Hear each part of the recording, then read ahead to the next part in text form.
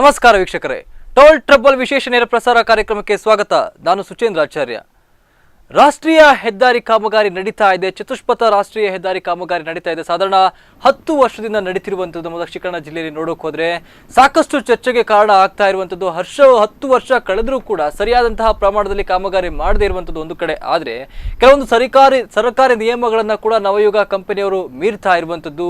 ಹೀಗಾಗಿ ಸ್ಥಳೀಯರ ಮತ್ತು ಸಾರ್ವಜನಿಕರ ಆಕ್ರೋಶಕ್ಕೆ ಕಾರಣವಾಗಿರುವಂಥದ್ದು. ಈ ಬಗ್ಗೆ ಪಡುಬಿದ್ರೆ ಮತ್ತು ಆಸ್ಥಾನದಲ್ಲಿ ಇವತ್ತು ಪ್ರತಿಭಟನೆಯನ್ನ ಕೂಡ ಮಾಡಿದ್ರು. ಈ ಬಗ್ಗೆ ನನ್ನ ಜೊತೆ ಮಾತನಾಡಲು ಉಭಯ ಜಿಲ್ಲಾ ರಾಷ್ಟ್ರೀಯ ಹೆದ್ದಾರಿ ಹೋರಾಟ ಸಮಿತಿಯ ಸಂಚಾಲಕರಾದಂತಹ ಶೇಖರ್ ಹೆಜ್ಮಾಡಿ ಅವರಿದ್ದಾರೆ. ಸರ್, ನಮಸ್ತೆ, ಕಾರ್ಯಕ್ರಮಕ್ಕೆ ಸ್ವಾಗತ.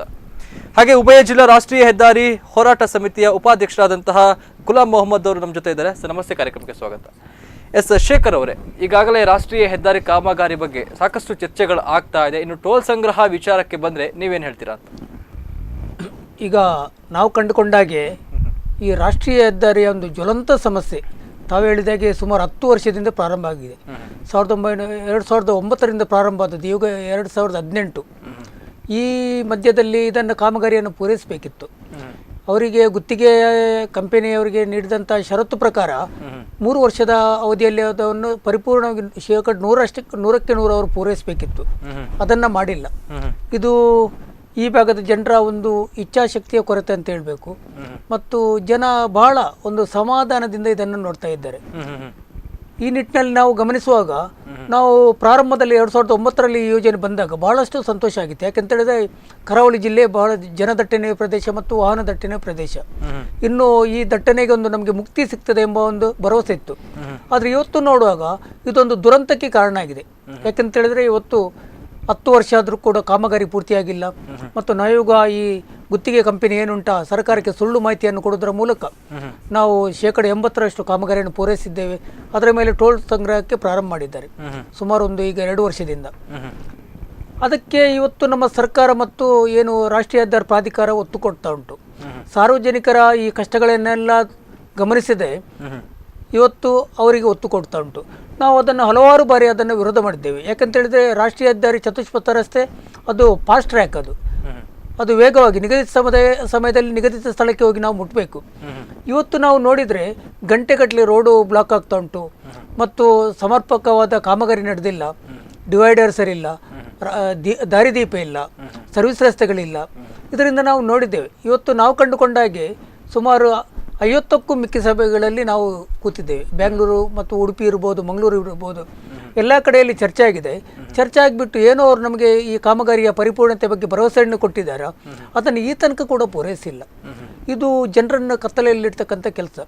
ಮತ್ತೊಂದು ಗಂಭೀರ ವಿಚಾರ ಏನಂತ ಹೇಳಿದರೆ, ಇವರ ಒಂದು ನಿಧಾನಗತಿಯ ಕಾಮಗಾರಿಯಿಂದಾಗಿ ಇವತ್ತು ನಮ್ಮ ಉಭಯ ಜಿಲ್ಲೆಯಲ್ಲಿ ಸುಮಾರು 1800ಕ್ಕೂ ನಮ್ಮ ಅಮೂಲ್ಯ ಜೀವಗಳು ಬಲಿಯಾಗಿವೆ ಅಪಘಾತದಲ್ಲಿ. ಸುಮಾರು 5000ಕ್ಕೂ ಮಿಕ್ಕ ಜನ ಅಪಘಾತಕ್ಕೀಡಾಗಿ ತಮ್ಮ ಬದುಕನ್ನು ಕಳ್ಕೊಂಡಿದ್ದಾರೆ. ಅವರ ಸಂಸಾರ ಇವತ್ತು ಬೀದಿಗೆ ಬಂದಿದೆ. ಇದನ್ನು ಯಾರು ಗಮನಿಸುವವರು? ಸರ್ಕಾರ ಕೇಳ್ತಾ ಇಲ್ಲ, ಜಿಲ್ಲಾಡಳಿತ ಕೇಳ್ತಾ ಇಲ್ಲ, ನಮ್ಮನ್ನು ಪ್ರತಿನಿಧಿಸ್ತಕ್ಕಂಥ ಜನಪ್ರತಿನಿಧಿ ಅದರ ಬಗ್ಗೆ ಚಕಾರ ಎತ್ತಾ ಇಲ್ಲ. ಇದನ್ನೆಲ್ಲ ಕೇಳುವವರು ಯಾರು? ಹಾಗಾದರೆ ಸಾರ್ವಜನಿಕರು ಇವತ್ತು ನಾವು ಬುದ್ಧಿವಂತರ ಜಿಲ್ಲೆಯಲ್ಲಿ ಇದ್ಕೊಂಡು ನಾವು ಎಲ್ಲವನ್ನು ಸಹಿಸಿಕೊಂಡು ಇವತ್ತು ಈ ಎಲ್ಲ ಸಂಕಷ್ಟಗಳಿಗೆ ನಾವು ಸಿಲ್ಕೊಂಡಿದ್ದೇವೆ. ಇದಕ್ಕೆ ಮುಕ್ತಿ ಯಾವತ್ತು ಎಂಬುದರ ಬಗ್ಗೆ ನಾವು ಇವತ್ತು ಜನರಲ್ಲಿ ಚರ್ಚೆ ಆಗ್ತಾ ಉಂಟು. ಎಸ್ ಗುಲಾಂ ಮೊಹಮ್ಮದ್ ಅವರೇ, ಈಗಾಗಲೇ ನೋಡಿದ ಹಾಗೆ ರಾಷ್ಟ್ರೀಯ ಹೆದ್ದಾರಿ ಕಾಮಗಾರಿ ಮುಗಿದೇನೆ ಟೋಲ್ ಸಂಗ್ರಹ ಮಾಡ್ತಾ ಇರುವಂಥದ್ದು. ಈ ಬಗ್ಗೆ ಸಾಕಷ್ಟು ಬಾರಿ ಹೆಜ್ಮಾಡಿ ಮತ್ತೆ ಶಾಸ್ತ್ರ ಒಂದೇ ಅಲ್ಲ, ಹಲವಾರು ಕಡೆ ಸೂರತ್ಕಲ್ ಆಗಿರ್ಬೋದು, NITK ಆಗಿರ್ಬೋದು, ಸಾಕಷ್ಟು ಕಡೆ ಇದೇ ರೀತಿಯಂಥ ಕೆಲಸಗಳನ್ನು ಮಾಡ್ತಾ ಇದ್ದಾರೆ. ಇದಕ್ಕೆ ನೀವೇನು ಹೇಳ್ತೀರಾ ಅಂತ? ಇದು ಒಂದು ಕೇಂದ್ರ ಸರ್ಕಾರದ ಒಂದು ಯೋಜನೆ. ಇದು ಏನಂದರೆ ಇಡೀ ದೇಶದಲ್ಲಿ ಏನು ಮಾಡಿದ್ದಾರೆ ಅಂತ ಹೇಳಿದರೆ, ಈ ಪ್ರೈವೇಟ್ ಕಂಪನಿಯವರಿಗೆ ಒಂದು ಟೆಂಡರನ್ನು ಕರೆದು ಟೋಲ್ ವಸೂಲು ಮಾಡುವಂಥ ಒಂದು ಇದು ದಂಧೆ ಆಗಿದೆ. ಯಾಕೆಂದರೆ ಒಂದೊಂದು ಕಂಪನಿಯವರಿಗೆ ಹೆದ್ದಾರಿಯ ಒಂದು ನ್ಯಾಷನಲ್ ಹೈವೇ ಕೆಲಸ ಕೊಡುವುದು, ಇದು ಮಾಡುವುದು ಅಂತ ಒಂದು ದಂಧೆ. ಇದು ನೋಡಿ, ಎಲ್ಲ ಇಂಡಿಯಾದಲ್ಲಿ ನೋಡಿ ಎಲ್ಲಿ ಬೇಕಾದರೆ ಟೋಲ್ ವಸೂಲಿ ಮಾಡ್ತಾರೆ. ಆದರೆ ರೋಡು ಎಕ್ಸ್ಪ್ರೆಸ್ ಹೈವೇ ಆಗಿರ್ತದೆ. ಈ ನಮ್ಮ ತಲಪಾಡಿಯಿಂದ ಕುಂದಾಪುರವರೆಗೆ ತಗೊಂಡಂಥ ಈ ನವಯುಗ ಕಂಪನಿಯವರು 10 ವರ್ಷದಲ್ಲಿ ಈ ರೋಡನ್ನು ಹೇಗೆ ಮಾಡಿದ್ದಾರೆ ನೋಡಿ. ಇಷ್ಟರವರೆಗೆ ಅವ್ರದ್ದು ಸರಿಯಾಗಿಲ್ಲ, ಸಂಪೂರ್ಣವಾಗಿ ಒಂದು 40% ಕೆಲಸ ಆಗಿಲ್ಲ ಅವ್ರದ್ದು. ಈಗ 1-2 ವರ್ಷ ಮೊದಲೇ ಟೋಲನ್ನು ಪ್ರಾರಂಭ ಮಾಡಿದರು. ಪ್ರಾರಂಭ ಮಾಡಿದಾಗ ನಾವು ಅದಕ್ಕೆ ಪ್ರತಿಭಟನೆ ಮಾಡಿ ನಾವು ಅದು ವಿರೋಧ ಮಾಡಿದಾಗ ನಮಗೆ ಜಿಲ್ಲೆ K20 K19 ಉಭಯ ಜಿಲ್ಲೆ ಅದನ್ನು ಫ್ರೀ ಬಿಡುವುದಂತ ಹೇಳಿದರು. ಈಗ ಏಕಾಏಕಿಯಾಗಿ ಅವರು ಜಿಲ್ಲಾಧಿಕಾರಿ ಅವರು ಏನು ಮಾಡಿದ್ದಾರೆ, ಅವರಿಗೆ ಪರ್ಮಿಷನ್ ಕೊಟ್ಟಿದ್ದಾರೆ. ಪೊಲೀಸ್ ಬಂದೋಬಸ್ತ್ ಮಾಡಿ ಅವರು ಇವತ್ತು ವಸೂಲು ಪ್ರಾರಂಭ ಮಾಡಿದ್ದಾರೆ. ನಾವು ಇವತ್ತು ತೀವ್ರವಾಗಿ ಒಂದು ಪ್ರತಿಭಟನೆಯನ್ನು ಮಾಡಿದ್ದೇವೆ. ಮುಂದೆ ಅದರ ಬಗ್ಗೆ ನಾವು ಇವತ್ತೊಂದು ಚರ್ಚೆ ಆಯಿತು ನಮ್ಮದು. ಆ ಚರ್ಚೆಯಲ್ಲಿ ನಾವೇನು ತೀರ್ಮಾನ ಮಾಡಬೇಕಂತ ಮಾಡಿದ್ದೇವೆ ಅದೇ ರೀತಿ ನಾವು ಉಗ್ರವಾಗಿ ಹೋರಾಟ ಮಾಡುವಂಥ ಒಂದು ನಿರ್ಧಾರವನ್ನು ಮಾಡಿದ್ದೇವೆ. ಶೇಖರ್ ಅವರೇ, ಈಗಾಗಲೇ ಟೋಲ್ ಸಂಗ್ರಹದ ಬಗ್ಗೆ ಸಾಕಷ್ಟು ಮಾತುಗಳು ಕೇಳಿ ಬರ್ತಾ ಇದೆ. ಇದ್ರ ಬಗ್ಗೆ ಕೂಡ ಪ್ರತಿಭಟನೆಯನ್ನು ಮಾಡಿದ್ವಿ. ಇವತ್ತಿನ ಯಾವುದೆಲ್ಲ ಚರ್ಚೆ ಮಾಡಿದ್ರೆ ಏನು ವಿಷಯ ಅಂತ? ಈಗ ನಾವು ಈ ಹಿಂದೆ ಬೆಂಗಳೂರು ಸಭೆಯಲ್ಲಿ ಕೂತಾಗ ನಮ್ಮ ಸಂಸದರು ಕೂಡ ಸಭೆಯಲ್ಲಿ ಬಂದಿದ್ದರು. ಅಲ್ಲಿ ಲೋಕೋಪಯೋಗಿ ಇಲಾಖೆಯ ಜಂಟಿ ಕಾರ್ಯದರ್ಶಿ ಅವರು ಸಭೆಯನ್ನು ಕರೆದಿದ್ದರು. ಅಲ್ಲಿ ಕಂಪನಿಯವರಿದ್ದರು, ರಾಷ್ಟ್ರೀಯ ಹೆದ್ದಾರಿ ಪ್ರಾಧಿಕಾರದವರಿದ್ದರು. ಅಲ್ಲಿ ಚರ್ಚೆ ಆಗಿಬಿಟ್ಟು ಮತ್ತು ನಾವು ಟೋಲ್ ಸಂಗ್ರಹಕ್ಕೆ ಏನು ವಿರೋಧ ಮಾಡಲಿಲ್ಲ. ಯಾಕೆಂತೇಳಿದರೆ ಅವರು 80% ಕಾಮಗಾರಿಯನ್ನು ನಾವು ಪೂರೈಸಿದ್ದೇವೆ ಅಂತೇಳಿ ಅಲ್ಲಿ ಸರ್ಕಾರಕ್ಕೆ ವರದಿ ಕೊಟ್ಟಿದ್ದಾರೆ. ಮತ್ತು ಉಡುಪಿಯಲ್ಲಿ ಸಭೆ ನಡೆದಾಗ ನಮ್ಮ ಉಸ್ತುವಾರಿ ಸಚಿವರು ಪ್ರಮೋದ್ ಮಧ್ವರಾಜರು ಇರುವಾಗ ಅವರು ಅದನ್ನು ನಮ್ಮ PWD ಎಕ್ಸಿಟ್ ಇಂಜಿನಿಂದ ಅದನ್ನು ಮೆಜರ್ಮೆಂಟ್ ಮಾಡಬೇಕಂತ ಹೇಳಿದ್ದಾರೆ, ಕಾಮಗಾರಿ ಆಗಿದೆ ಇಲ್ಲೋ ಅಂತೇಳಿ. ಮತ್ತು ಕೊನೆಗೆ ಅಲ್ಲಿ ವರದಿ ಬರುವಾಗ 40% ಕೂಡ ಕಾಮಗಾರಿ ಆಗಿಲ್ಲ, ಸುಳ್ಳು ಮಾಹಿತಿ ಕೊಡೋದು. ಮತ್ತು ಸರ್ವಿಸ್ ರಸ್ತೆಗಳು ನಮ್ಮ ಪ್ರಾಜೆಕ್ಟ್ ಇಲ್ಲ ಅಂತ ಹೇಳಿದ್ದಾರೆ. ಅದಕ್ಕೆ ಕುಂದಾಪುರ ಎಸಿ ಅವರು ಹೇಳಿದರು, ಸರ್ವಿಸ್ ರಸ್ತೆಗೆ ಈಗಾಗಲೇ ಲ್ಯಾಂಡ್ ಎಕ್ವಿಷನ್ ಆಗಿದೆ ಮತ್ತು ಅವ್ರಿಗೆ ಪಾವತಿ ಮೊತ್ತ ಕೂಡ ಜಮೆ ಆಗಿದೆ, ಕೊಟ್ಟಾಗಿದೆ ಅಂತ ಹೇಳಿದ್ರು. ಅಲ್ಲಿ ಎಲ್ಲ ಕಡೆಯಲ್ಲಿ ಕೂಡ ಸುಳ್ಳನ್ನು ಹೇಳ್ಕೊಂಡು ಬರುವುದು. ಹಾಗಾದ್ರೆ ಯಾಕೆ ಕೆಲಸವನ್ನ ಮಾಡ್ತಾ ಇಲ್ಲ ನವಯುಗ ಕಂಪನಿಯವರು? ಈಗ ನೋಡಿ, ಅವ್ರದ್ದೊಂದು ಮೂಲ ಸಮಸ್ಯೆ ಉಂಟು. ಅವರು ಮಳೆ ಬರುವಾಗ ಅವರಲ್ಲಿ ದುಡ್ಡು ಇರ್ತದೆ, ಬಿಸಿಲು ಕಾಯುವಾಗ ದುಡ್ಡಿಲ್ಲ, ಈ ಸಮಸ್ಯೆ. ಹಾಗಾದ್ರೆ ಇದಕ್ಕೆ ಜವಾಬ್ದಾರಿ ಯಾರು? ನಿಧಾನಗತಿಯ ಕಾಮಗಾರಿಯಿಂದಾಗಿ ಇವತ್ತು ಸುಮಾರು 7 ವರ್ಷಗಳ ಕಾಲ ನಿಧಾನಗತಿಯಲ್ಲಿ ಕಾಮಗಾರಿ ಆಗಿತ್ತು. ಇವತ್ತು ಕೂಡ ಪೂರ್ವ ಪ್ರಮಾಣದ ಕಾಮಗಾರಿ ಆಗಲಿಲ್ಲ. ಕುಂದಾಪುರ ಶಾಸ್ತ್ರಿ ಸರ್ಕಲ್ ಇರ್ಬೋದು, ಬ್ರಹ್ಮವರ ಇರ್ಬೋದು, ಉಡುಪಿ ಇರ್ಬೋದು, ಕಟಪಾಡಿ ಇರ್ಬೋದು, ಅದೇ ರೀತಿ ಪಡುಬಿದ್ರಿ ಮತ್ತು ಪಂಪ್ವೆಲ್, ತೊಕ್ಕೊಟ್ಟು ಎಲ್ಲ ಕಡೆಯಲ್ಲೂ ಕೂಡ ಮೇಲ್ಸತ್ವ ಈ ತನಕ ಕೂಡ ಆಗಿಲ್ಲ. ಹಾಗಾಗಿ ಇದನ್ನೆಲ್ಲ ಪೂರೈಸಿದ ಮೇಲೇ ಇವರು ಟೋಲ್ ವಸೂಲು ಸಂಗ್ರಹವನ್ನು ಮಾಡಬೇಕು ವಿನಃ ಅದಕ್ಕಿಂತ ಮುಂಚೆನೇ ಮಾಡಿದರೆ ಹಾಗಾದರೆ ಜನರನ್ನು ಮೋಸ ಮಾಡ್ತಕ್ಕಂಥ ಒಂದು ಇದು ಯಾವುದು ಇವ್ರದ್ದೊಂದು ಟೀಮ್ ಅದು. ಇದರೊಟ್ಟಿಗೆ ಸರ್ಕಾರ ಇರ್ಬೋದು, ಸರ್ಕಾರದ ಪ್ರತಿನಿಧಿಗಳು, ನಮ್ಮ ಜನಪ್ರತಿನಿಧಿಗಳು ಇವರು ಶಾಮೀಲಾಗಿದ್ದಾರೆ ಅವರೊಟ್ಟಿಗೆ. ಯಾಕಂದರೆ ಒಂದು ಗುತ್ತಿಗೆ ಕಂಪನಿಗೆ ಒಂದು ಕಾಮಗಾರಿಯನ್ನು ವಹಿಸ್ಕೊಟ್ಟ ಮೇಲೆ ಅವರ ನಿಗದಿತ ಸಮಯದಲ್ಲಿ ಅದನ್ನು ಪೂರೈಸಬೇಕು. ಇಲ್ಲಾಂದರೆ ಸರ್ಕಾರ ಅವರನ್ನು ಕಪ್ಪು ಪಟ್ಟಿಗೆ ಸೇರಿಸಬೇಕು, ಅವರಿಗೆ ದಂಡನೆ ವಿಧಿಸಬಹುದು. ಇದೆಲ್ಲ ಚೌಕಟ್ಟೊಳಗೆ ಬರ್ತದೆ. ಅದನ್ನು ಯಾವುದನ್ನು ಮಾಡದೆ ಇವತ್ತು ಅವರು ಸರ್ಕಾರದ ಮೇಲೆ ಜಿಲ್ಲಾಧಿಕಾರಿಯವರು ಮತ್ತು ಜಿಲ್ಲಾ ಪೊಲೀಸ್ ವರಿಷ್ಠಾಧಿಕಾರಿಯವರ ಮೇಲೆ ದೂರು ಕೊಟ್ಟಿದ್ದಾರೆ. ನಮಗಿಲ್ಲಿ ಟೋಲ್ ಸಂಗ್ರಹ ಮಾಡಲಿಕ್ಕೆ ಸಾಧ್ಯ ಆಗ್ತಾ ಇಲ್ಲ, ನಾವು ಬ್ಯಾಂಕಿಂದ ಸಾಲ ಮಾಡಿದ್ದೇವೆ, ಸಾಲವನ್ನು ಮರುಪಾವತಿ ಮಾಡಲಿಕ್ಕೆ ನಮ್ಮಿಂದ ಸಾಧ್ಯ ಆಗ್ತಿಲ್ಲ, ಹಾಗಾಗಿ ಜಿಲ್ಲಾಡಳಿತ ನಮಗೆ ರಕ್ಷಣೆ ಕೊಡಬೇಕಂತೇಳಿ ಈ ಹಿಂದೆ ಕೂಡ ಸಭೆಯಲ್ಲಿ ಚರ್ಚೆ ಆದಾಗ ನಾವು ಜಿಲ್ಲಾಧಿಕಾರಿಯವರ ಪರವಾಗಿ ನಾವು ಇದ್ದೇವೆ ಸಾರ್ವಜನಿಕರು. ಯಾಕಂತೇಳಿದರೆ ಇವತ್ತು ಅವರ ಕಾಮಗಾರಿಯನ್ನೇ ಪೂರ್ಣವಾಗಿ ಅವರು ಪರಿಪೂರ್ಣವಾಗಿ ಮಾಡಿಲ್ಲ, ಅದರ ಮೇಲೆ ಟೋಲ್ ಸಂಗ್ರಹ ಮಾಡ್ತಾ ಇದ್ದಾರೆ. ಇದು ಜನರಿಗೆ ಮತ್ತೆ ಹೊರೆ ಆಗ್ತಕ್ಕಂಥ ವಿಚಾರ. ಅದರ ಒಟ್ಟಿಗೆ ಈ ನಮ್ಮ ಸಾರ್ವಜನಿಕರು ಸಂಕಷ್ಟವನ್ನು ಅನುಭವಿಸ್ತಾ ಇದ್ದಾರೆ. ಇವತ್ತು ರಾಷ್ಟ್ರೀಯ ಹೆದ್ದಾರಿಯಲ್ಲಿ ಒಂದು ಸಂಚಾರ ಮಾಡುವುದಂತ ಹೇಳಿದ್ರೆ ನಿಮ್ಮ ಜೊತೆ ಇನ್ನಷ್ಟು ಮಾತಾಡ್ತೇನೆ, ಪಬ್ಲಿಕ್ ಇಂದ ಕಾಲ್ ಇದೆ. ಓಕೆ ಸರ್, ಕಂಟಿನ್ಯೂ ಮಾಡಿ ಸರ್. ರಾಷ್ಟ್ರೀಯ ಹೆದ್ದಾರಿಯಲ್ಲಿ ಸಂಚಾರ ಮಾಡುತ್ತೇವೆ ನಾವು, ಬೆಳಿಗ್ಗೆ ಮನೆಯಿಂದ ಹೊರಟವರು ವಾಪಸ್ ಬರ್ತೇವೆ ಎಂಬ ಏನು ನಿಗದಿ ಇಲ್ಲ, ಅಂಥ ಪರಿಸ್ಥಿತಿ ನಿರ್ಮಾಣ ಆಗಿದೆ ಇವತ್ತು. ಯಾಕೆಂತೇಳಿದ್ರೆ ಸರ್ವಿಸ್ ರಸ್ತೆಗಳಿಲ್ಲ ಮತ್ತು ಹೊಂಡದಿಂದ ತುಂಬಿ ಇರ್ತಕ್ಕಂಥ ರಸ್ತೆಗಳು ಮತ್ತು ವಾಹನ ದಟ್ಟಣೆ ರಸ್ತೆ ಮತ್ತು ಡಿವೈಡರ್ಗಳು ಸರಿ ಇಲ್ಲ, ದಾರಿದೀಪ ಇಲ್ಲ, ಬಸ್ ನಿಲ್ದಾಣಗಳಿಲ್ಲ ಮತ್ತು ಇಂಥದ್ದೆಲ್ಲ ಪರಿಸ್ಥಿತಿ. ಹಾಗಾಗಿ ಇದನ್ನೆಲ್ಲ ಸರಿಪಡಿಸಬೇಕಂತೇಳಿ ನಾವು ಹಕ್ಕೊತ್ತಾಯ ಮಾಡಿದರೂ ಕೂಡ ಇವತ್ತು ಸರ್ಕಾರದ ಮತ್ತು ನಮ್ಮ ಜನಪ್ರತಿನಿಧಿಗಳ ನಿರ್ಲಕ್ಷ್ಯ ಕಾಣ್ತಾ ಉಂಟು.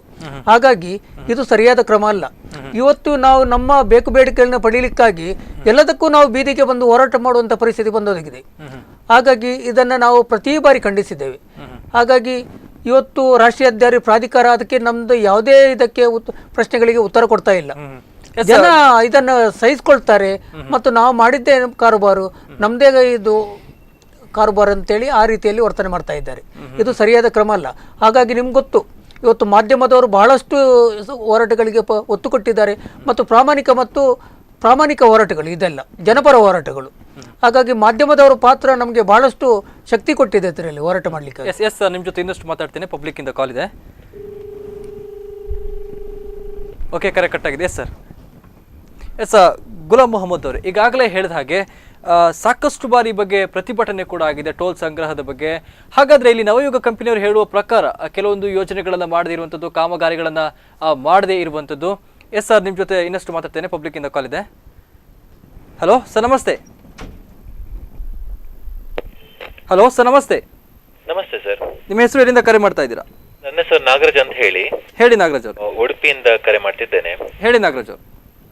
ಸರ್, ನಾನಿವತ್ತು ಆಕ್ಚುಲಿ ಕುಂದಾಪುರಕ್ಕೆ ಹೋಗಿದ್ದೆ ಒಂದು ಕೆಲಸದ ಮೇಲೆ. ಇವತ್ತು ನಂಗೆ ವಿಷಯ ಗೊತ್ತಾಯ್ತು ಅಂತ ಹೇಳಿದ್ರೆ, ಟೋಲ್ ಗೇಟ್ ಅಲ್ಲಿ K20 ಗಾಡಿಯವರಿಗೆ ದುಡ್ಡು ಕಲೆಕ್ಟ್ ಮಾಡಿದ್ದಾರೆ ಅಂತ ಹೇಳಿ ಹೇಳುವ ನಂಗೊಂಥರ ಇದೊಂದು ಅಸಮಾಧಾನ ಹೊರಪಡಿಸಿದ ಅವ್ರ ಹತ್ರ. ಹೇಳಿದೆ, ನೀವ್ ಯಾಕೆ ಈ ತರ ಅಂದ್ರೆ ತಗೊಳ್ತಿದ್ದೀರಾ ಅಂತ ಹೇಳಿ. ಹೇಳ್ತಾರೆ ಸರ್ಕಾರದ ಮುಖ ತೋರಿಸ್ತಾರೆ. ನಂಗೆ ಅವರಿಗೆ ತುಂಬಾ ಮಾತಾಯ್ತು ಈ ವಿಷಯದಲ್ಲಿ. ಟೋಲ್ ಗೇಟ್ ನವರೊಟ್ಟಿಗೆ ಅವ್ರು ನಮ್ಮನ್ನು ಸೀದಾ ಪೊಲೀಸ್ ಅವರ ಮುಖ ತೋರಿಸಿದ್ರು, ಮತ್ತೆ ಸರ್ಕಾರದ ವಿಷಯ ಹೇಳಿದ್ರು. ನಾವು ಸರ್ಕಾರದ ಅಧೀನದಲ್ಲಿದ್ದೇವೆ ಹಾಗಾಗಿ ಅಂತ ಹೇಳಿ. ಆದ್ರೆ ನನಗೆ ಒಂದು ಅರ್ಥರಹಿತ ವಿಷಯ ಆಗಿದೆ ಸರ್. ಯಾಕಂತ ಹೇಳಿದ್ರೆ ನಮ್ಮ ಅಲ್ಲಿ ಒಬ್ಬರಲ್ಲಿ ಮಾತಾಡಿದ ಹೇಳಿದ ಹಾಗೆ ಪ್ರತಿಯೊಂದು ವಿಷಯಕ್ಕೂ ಇಲ್ಲಿ ಉಂಟಲ್ಲ, ನಾವು ಪ್ರತಿಭಟನೆ ಮಾಡಿಯೇ ನಾವು ನಮ್ಮ ಅಂದ್ರೆ ಏನೇ ನಾವು ತಗೊಳ್ಬೇಕಾಗಿದೆ ವ್ಯವಸ್ಥೆ ನಮ್ಗೆ. ನಾವು ಅಂದ್ರೆ ಉಡುಪಿ ಮತ್ತೆ ಮಂಗಳೂರು ಜನತೆಯು ಪ್ರತಿಯೊಂದು ವಿಷಯದಲ್ಲಿ ನಾವು ಸಫರೇ ಮಾಡಿದ್ದೇವೆ. ಇಲ್ಲಿ ಯಾವುದೇ ಕಾರಣ ನಮ್ಗೆ ಈಸಿಯಾಗಿ ಯಾವ್ದು ಸಿಗ್ಲಿಲ್ಲ.